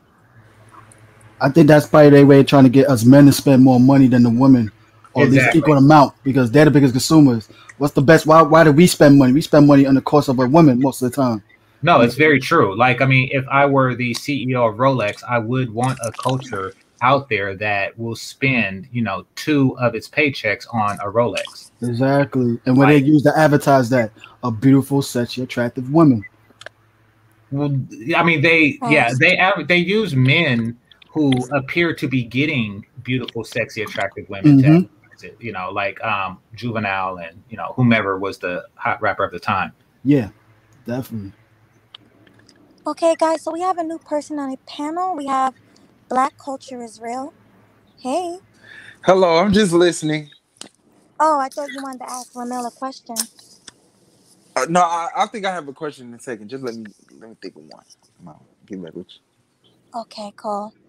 Yeah. So, but yeah, I do see us moving in that direction, and not because we're coming to a new level of enlightenment, but we're coming to find out that she's going to live her best life, and pick her best mate, Rolex or not. So, it's a fruitless endeavor. It's funny. I was just thinking about this also too, because being that they're trying to get us to spend more money for the men's side, they are trying that now through child support, and they even forcing dudes that's not the biological kid to that child to pay child support, and especially in certain states when she could say write your name on that birth certificate, and you could be locked up in jail and don't find out 2 years later, and child support said we send you that letter to fight it and you didn't respond that time, so you're gonna charge interest on that. You own this like $60,000 in back child support, and this kid ain't mine. I ain't went on a date with this woman. I never even slept with her, but she put your name on the birth certificate. Like, yeah, Melody did a show just on that particular case that you're talking about. I think it was in Chicago. Yeah, But yeah, she did a show on just that. But we will move ahead as a people significantly fast once we get control of our dicks. We just have to. Do you think, now about Game Changer and Ramil, I want to ask y'all too this. Do you think maybe if we get together, start having laws passed in our favor of black men for protection the way women and even the alphabet community did to certain centers, that we at least have a better playing field? Well, if you see, the thing about that is you become dependent on that law. And we also put too much on the government, we as black people. And that's something I noticed that the more prosperous ethnic groups here, particularly the Asian ones, don't do. Like they, even though it's not the government, they, like Ramil, they don't believe in banks and things like that. So, they. I don't believe in banks. Go ahead, my bad. Well, okay, you don't believe in debt. Excuse me. They're one and the same to me, but I'll correct and say you don't believe in debt. You don't do the debt. Personal debt. I'm not with that. Yeah, no, I understand. You don't believe in unsecured debt. And they don't believe in the banking system because of their history and things like. They don't trust the banking system, period, which includes personal loans. So they pull their money together. They adapted ways around that, so to speak. So actually, I'm sorry, I lost it with the exchange for Ramil and I. What was the original? What was your question? Oh, it was the same question to both of y'all. What was the question? If we could put our money and resources together, black men get laws passed in our favor, the way black women did, and So that's what I was. So they're not dependent on. They depend on each other more than they depend on large industry and government. And I think that is, another thing that we should probably work on, our over dependence on big industry and government. Like, government says, hey, woman, you can get divorced. And next thing you know, they start doing it. It's like, wait a minute, just because you can, if we maintained a culture that's strong enough to where you don't, then we wouldn't have the problems that we have today. So we're hyper focused on that. And I get it. We have a completely different history in this country to where our very freedom was determined by big government and industry. So I do understand why today we would have that mindset where Orientals really didn't have it like that. But nevertheless, now that we are free, we should behave accordingly and learn how to work as a collective, not as just something that's solely dependent on the government or big industry. The Jews do the same thing also too, like that concept? God's chosen, they sorry about that. yeah, they were similarly forced into that until they became the very industries that we are reluctant to, or should be reluctant to deal with directly. They are the representation of personal loans. Mm. But no, did you think of your question, brother with the flag? Yes, No. I have something that's, I don't know if it's not pertaining to this subject, but it's just something I want to put out there because it's been a lot of people saying stuff about, because basically this manosphere, I believe, is based off of what's going on in the black community in America. So I think it's been a lot of people that's been adding on to what they got to say. I know it's just opinions and people have opinions and stuff, but to just try to, because I hate for people that's outside of our community or my community, that's Afro-American people that's of the South of the United States, that came from, from Africa to the United States and all that. I'm talking about them people. I'm talking about not ADOS, but I'm talking about the just the black sect right here. Anyways, I just got to get some things addressed about certain people. Like, I've been hearing people that's all the way in Europe, all the way over there. I don't know. They haven't even they haven't had a step over here in the United States, but they speaking on certain situations and certain things that's going on between our women and us. I'm talking about my sister, my black sister. I just want to get that straight out there because there's a lot of people just, adding on foreigners, Africans, people that don't know nothing about our community, but they looking from the outside, looking in, and they got something to say. I'm not mad or anything. It's just learn before you start saying stuff and putting your opinions, because it really don't matter. You're not gonna change nothing because you're not really a part of this culture anyway. So I just want to put that out there. There's nothing negative I'm trying to put out there, but I just want to set people straight because it's just been a lot of people just adding on, and they project a lot of stuff into our communities, and we just, if we handle our own, we can do what we can do in America. We change the culture, we run the culture. So I heard yesterday on somebody else's pod, they was like, there's no black culture, but they don't know black culture. There's a lot of black culture in America, and that consists of what we're talking about. That's part of our culture. The things that we're dealing with right now, like the situation with our women and the things that's going on in the West Coast and our streets, and what's going on in the South, what's going on with trademark. That don't include everybody of the world. Just because you black don't mean you can just say something about Afro-Americans. We have nothing to do with you. I'm just saying, like, I'm not trying to be mean, but I got to set that straight, because people get outside their mouth and they be talking a lot and they don't know nothing about what's going on in the United States. They just want to have their little opinion. So God bless y'all. I hope y'all worry about your culture, Well, about hold your on. your country you have. Wait, before you go, Black, Ramil, you want to address that? It's a lot. Who on the panel? Who on the panel are you addressing it? No, I'm just saying. I wanted to put. It's not none of you. It's not you, Ramil, or anybody. But I'm just saying, people. If you listen to what I'm saying, it's to those who that have their own people, have their own culture, have their own country. They should worry about their country because their country in a mess. They need to worry about what's going on over there. And if you in Europe, worry about what's going on in Europe. Because what's going on in the United States doesn't affect what's going on in Europe. You need to pay attention to what's going on in your community. The Muslim community over there, the African community over there, the Caribbean community over there. Worry about that. Let us worry about ours. That's all I'm saying. So God bless everybody. But every black person, we not all the same. So we have to stop. Everybody got to stop putting say. It's okay to put your opinion, but for you to just be, because I feel like they be attacking us like from the outside. So I don't feel hurt about it, but I feel like sometimes I got to address it. That's all. Okay. And God bless everybody. That's all. Yeah, you as well. I will say that. I'll say this, that with freedom of speech comes stuff like that, and we will be critiqued on our collective behavior no matter what. I mean, you can't just tell people. But we're not a collective. That's the thing. We are a collection of people. That's what a collective is. When when we moved on, when we came from Africa, we wasn't even the people then. We was different people. We had came over, we got switched over. We got some went to the United States, some went there. Some mothers went there, some sons went somewhere else. So we wasn't really together. The community I'm talking about, the people that's in America right here, that's born, bred, people, family that's from the South, from the 1800s, from here, from there, that got lineage and all that. So, that's all I'm saying. I'm just want to get all those points straight. By whatever means we are an ethnic group. And our behavior, like it or not, is going to reflect our group.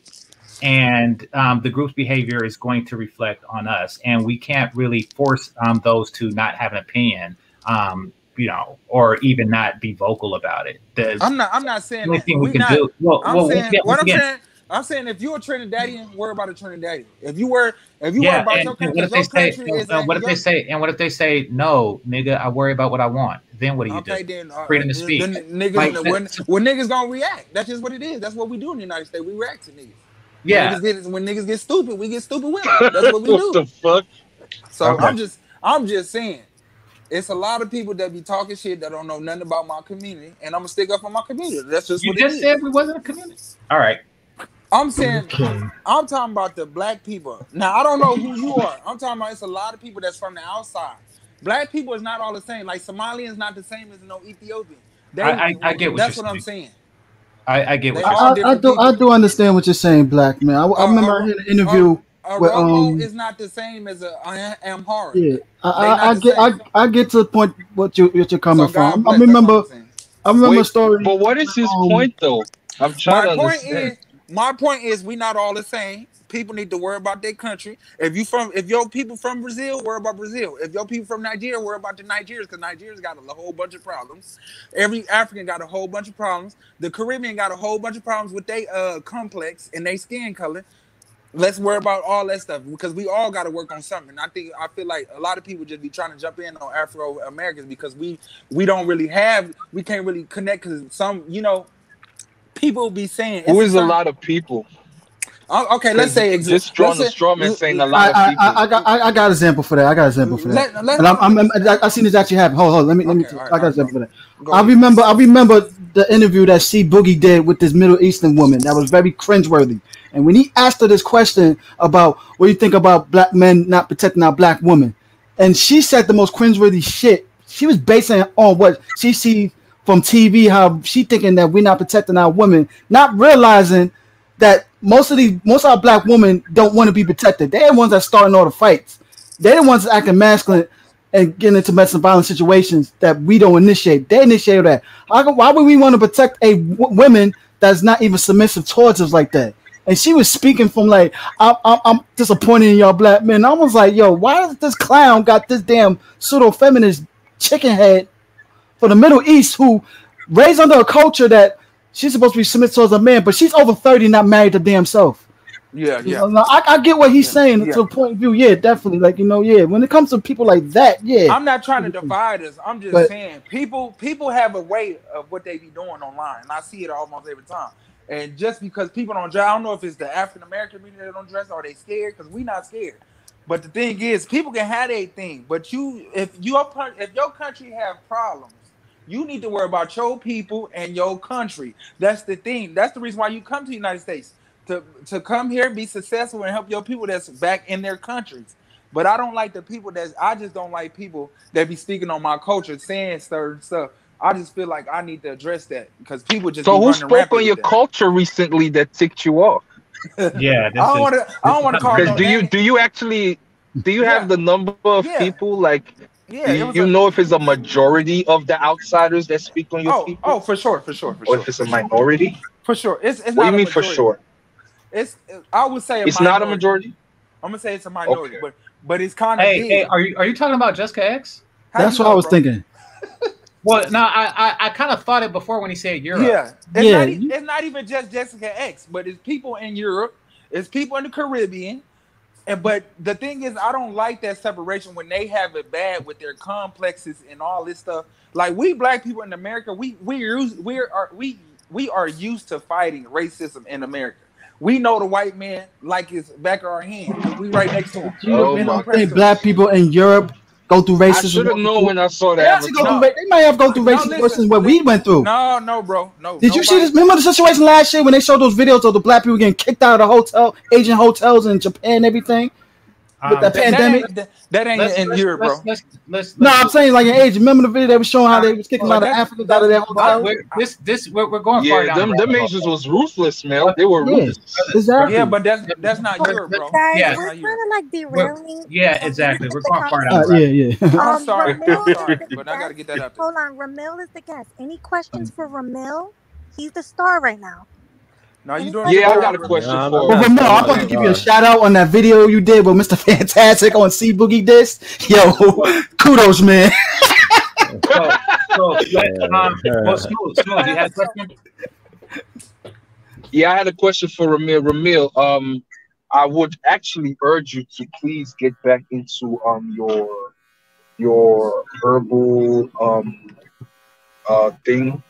You know, like those herbal concoctions that you had on your website at one point. If you could start that back up again. Because I'm literally down to just taking one pill now just to make it last when I'm supposed to take 4. Yeah, I had it open for like a day, like over the week. But I just don't.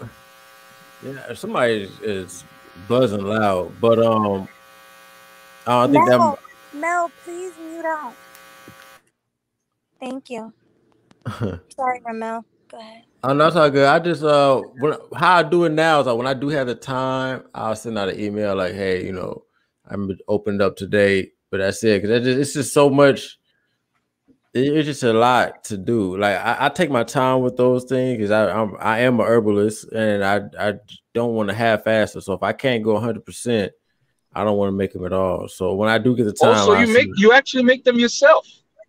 Yeah, I hand make them. So it's like I can't if I get 100 orders, right, motherfucker, because I take that stuff seriously. Like I you know what I'm saying, like you talking about health and things like that. So I can't delegate that. You know what I mean? Like I'm a perfectionist sometimes. So it's too time consuming.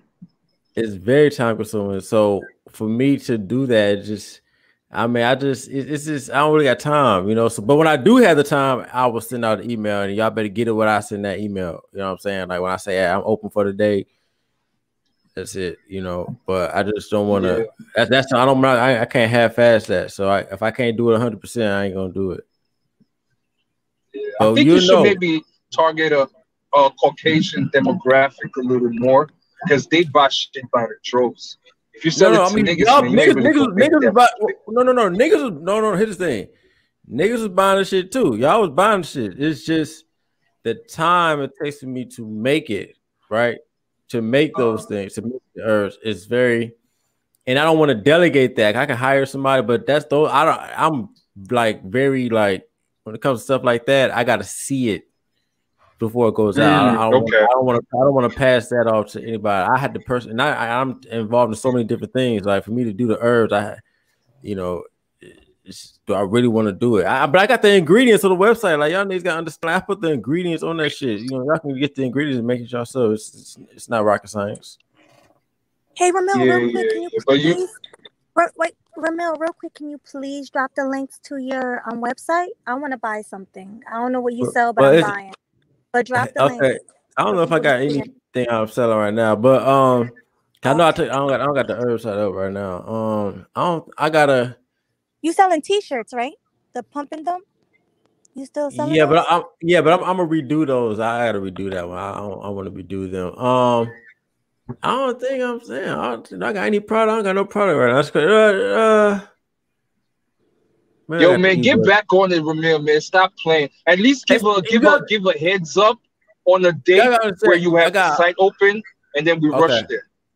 Okay, cool. I'm gonna give a heads up now. I got a lot going on, man. So I can't do everything. But go ahead. No, you have any shirts left? No, the shirts. But I want to redo them because I want to redo the design. A pump and dump T-shirt, like I'm gonna redo it. You know what I mean? So I got the site on Teespring, but I want to redo the shirt. So just be patient. I might have some, I just got a lot going on. So I can't, if I focus on this, I'm gonna lose out on some other stuff. So don't worry. It's all gonna come back full circle. I'm gonna come back, with the herbs and everything. You know what I mean? Just Yeah, just be like that. Because I want to take a picture in a pump and dump shirt on Instagram.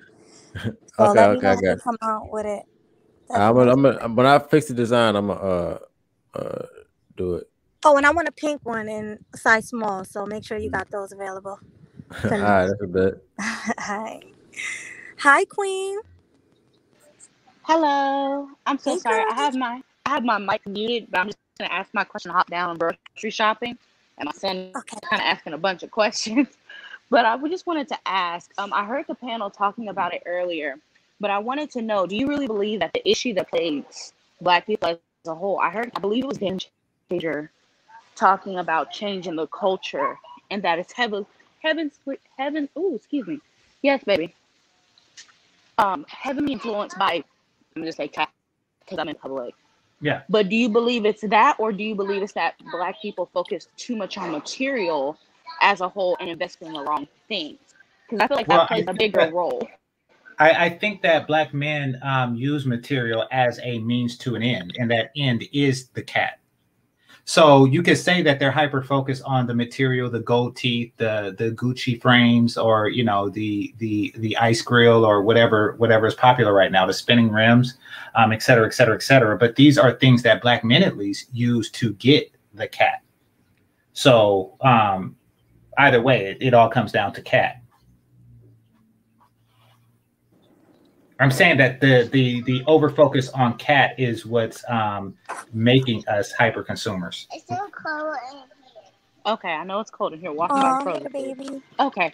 Sounds so Okay, cute. I get That's what a you're saying now Rolo because I boy. came in on the tail. I'm so sorry. I came in on the tail of it, and I was kind of like, for me, the issue that I've always saw was people spending money on unnecessary things.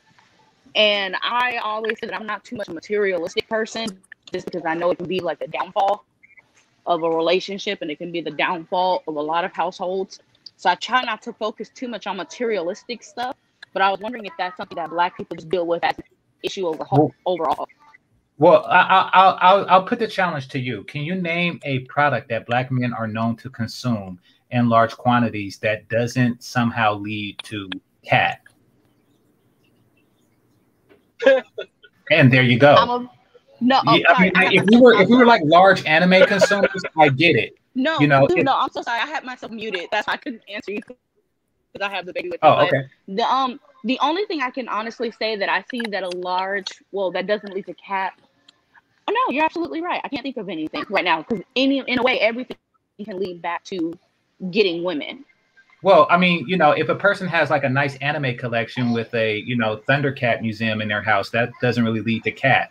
So, and this is something you will find in other ethnicities' house, not ours. We tend to spend the bulk of our money, our limited resources, on cat or the attempts thereof.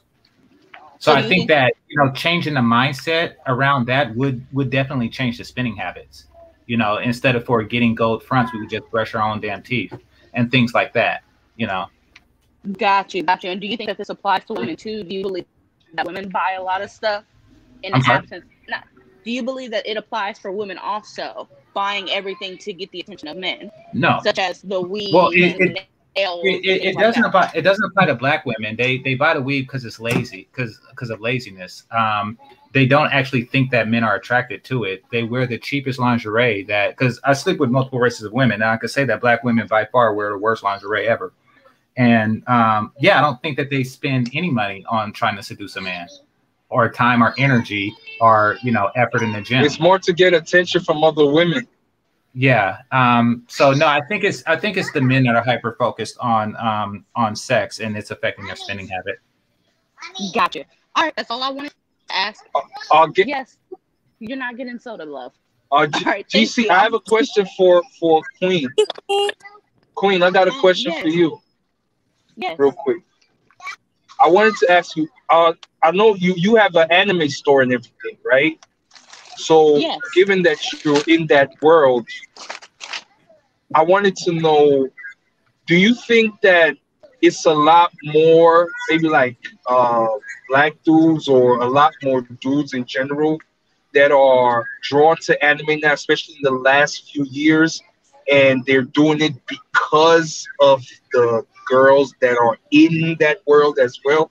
Because there's been So like I've heard that there's this thing with Twitch now where you have these girls standing up half naked, and it's actually a gamer platform. So it's like, do you see a change in that, like the interest in gaming and anime from dudes being because there's a potential to actually attract cosplaying girls that look attractive and stuff like that? So for me, I really can't agree to that. I think that the influx that I have seen from Black people in the anime community is that more Black people are willing to buy it.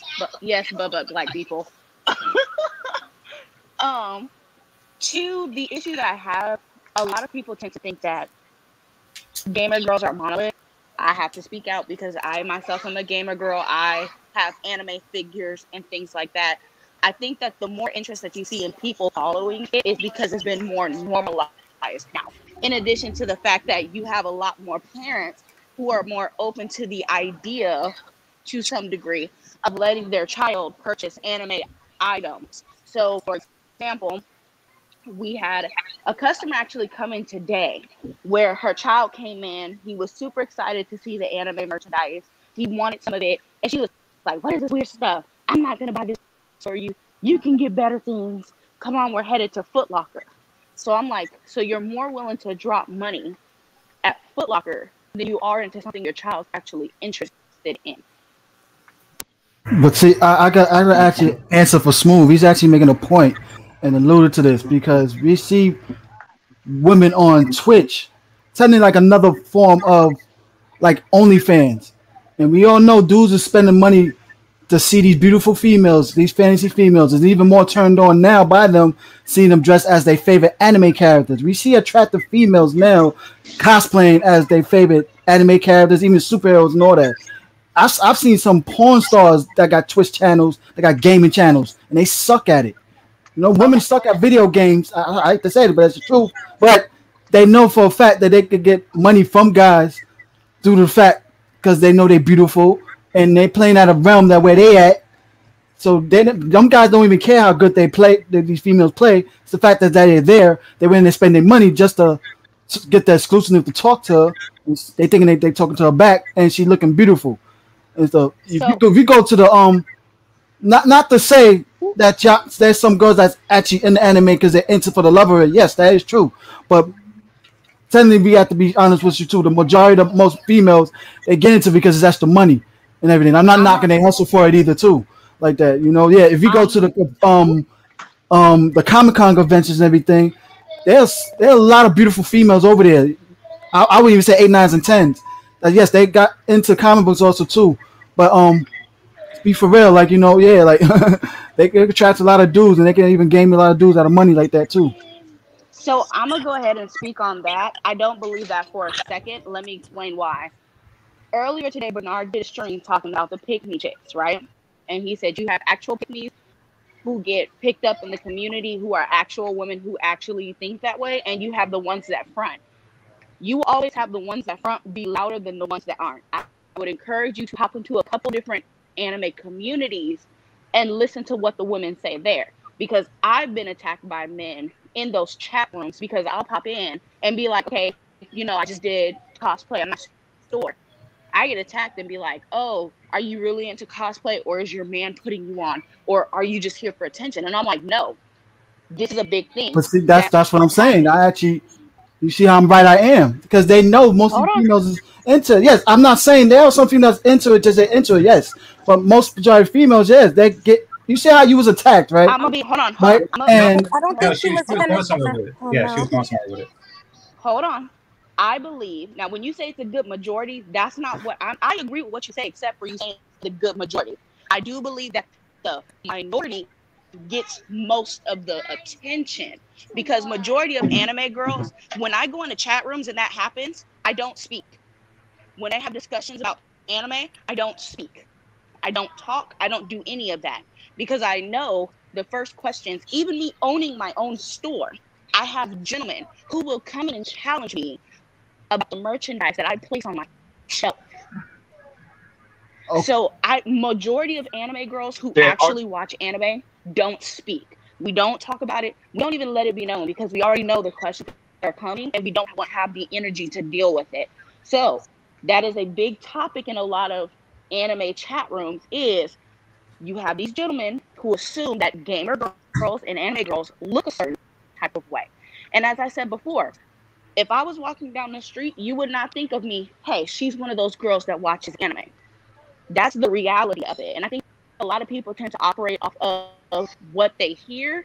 And then when somebody brings a narrative that disrupts that, nobody wants to listen to them. It's not about what I hear. Yeah, this is actually what I've seen. And you got to blame the majority of other girls who messed it up for that for you. Like that. Which we do. We call them out. If you go in, like I said, go to a lot of these anime forums, you have girls that are calling out Delilah Lays and things like that. The porn stars who are doing that because they're like, what you're doing is you're having these guys come to you, get heartbroken, and then be like, these girls don't watch anime. It's all for a joke. But then the real girls are like, no, we told you to stay away from her. They juice these dudes out of money. Fresh and Fit be exposing these girls like that also too on their show, with not to them be on OnlyFans, but they also go to Twitch, anime communities, all different type of sci-fi. Yeah, they know there's an online dude who has a girlfriend who she goes on webcam as anime characters, but he knows the sexual desire for her and everything. Dude's gonna throw money because they have a sexual desire for her. And she's playing a pawn on that. It's like how you said females want to tell men that they're misogynist, but you got an OnlyFans page and you're making money off of misogynistic men. So with that, I think that goes into what Ramil was saying. You know, trust no woman. That you shouldn't trust. And I'm paraphrasing, so Ramil, you can correct me, but you know. Yeah, I want to hear more from Ramil. What do you have? Yeah, do you think that's along those lines? Yeah. Oh, I'm sorry to interrupt, Mel. Oh no, it's all right. Yeah, I was just. I mean, Melody, but Melody, go ahead. Yeah, I want to hear from. Do you think that goes, around that topic that he was talking about trust no women? I mean, I just for various reasons, women are going to like water, right? So they're gonna see wherever there's an opening, and if they can see money in them anime communities, they're gonna get that too. Maybe there are some women interested in it for real. But I mean, is what it is. I remember I was in Atlanta. I was downtown. I had a big Comic-Con place. There's a lot of females down there, so it's probably a lot of them genuinely interested in that. But they're going to get a benefit from it. This is what it is. Exactly. Yeah. No, I mean it is what it is. I mean, like, here's the thing, man. You can hate the game, or you just gonna play it right. Yeah. I mean, like, females gonna do what they do. They're gonna be on Twitch. They're gonna be at the anime conference. They're gonna be all this shit. You can be the guy that's going to simp and trick for them, right? Or you can be the guy that's going to be lifting up their Sailor Moon costume at the end of the night, getting that ass with minimal effort. So you can hate. I mean, the game gonna be the game. Choose your side. You gotta be more. You gotta be more one, baby. Whatever you want to be. I'm just saying. What part of the game you gonna be on? That's all you can do. You ain't gonna stop the game. Exactly. And I know people hate game. I know people hate the game shit, but I'm not trying to. It's just. No, we tell how it is. You gotta tell how it is. You gotta. Women are going to be in places where they're going to benefit from. You're going to be the guy helping them benefit, or you're going to be the guy they're giving the benefits to. Exactly. The same way we did with social media. They've been doing it for years, like IG, Facebook, Twitter, Snapchat. Same concept. Yeah, wherever they find a way to monetize their sexual attention towards them, they're going to do it. And it's about a certain percentage of men that's going to fall for their trap. So either don't fall for their trap, and like you said, be the guy that she's bringing the money to, benefit of that. Or you don't got to be that guy. You can just be the guy she's fucking. You don't got to be the guy. Exactly. You just be. I mean, but or.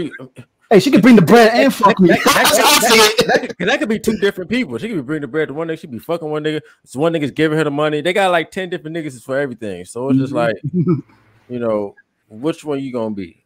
What category you gonna be in her life? Exactly. Right. So I have another person on the panel who haven't said anything.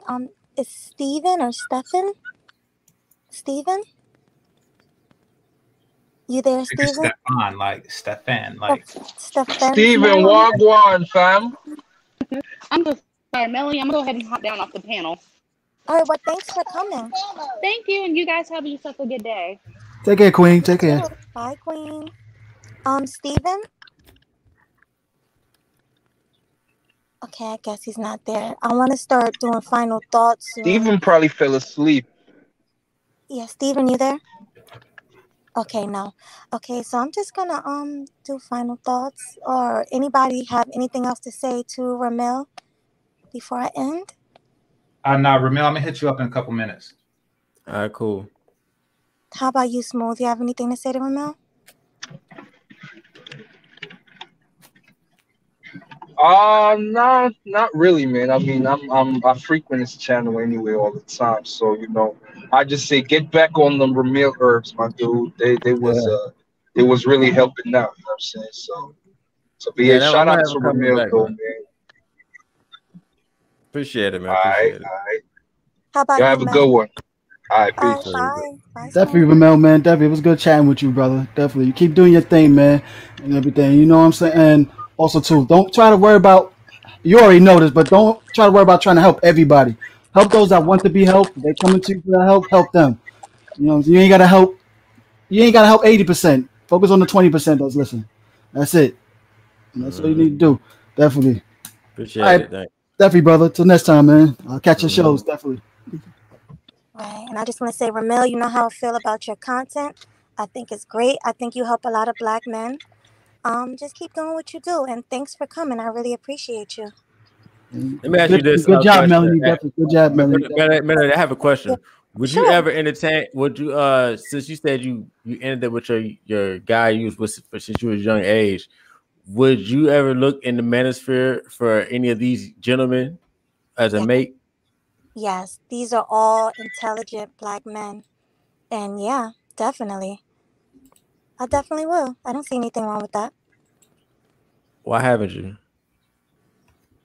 I don't know yet. I mean, no one has. Well, people have tried, I'm about to say, come on now. but nobody have really like hit me up on that level. You know how we flirt, we play around, but nobody really said, "Hey, let's get together, let's have lunch, or let's meet up." I've never got that opportunity yet.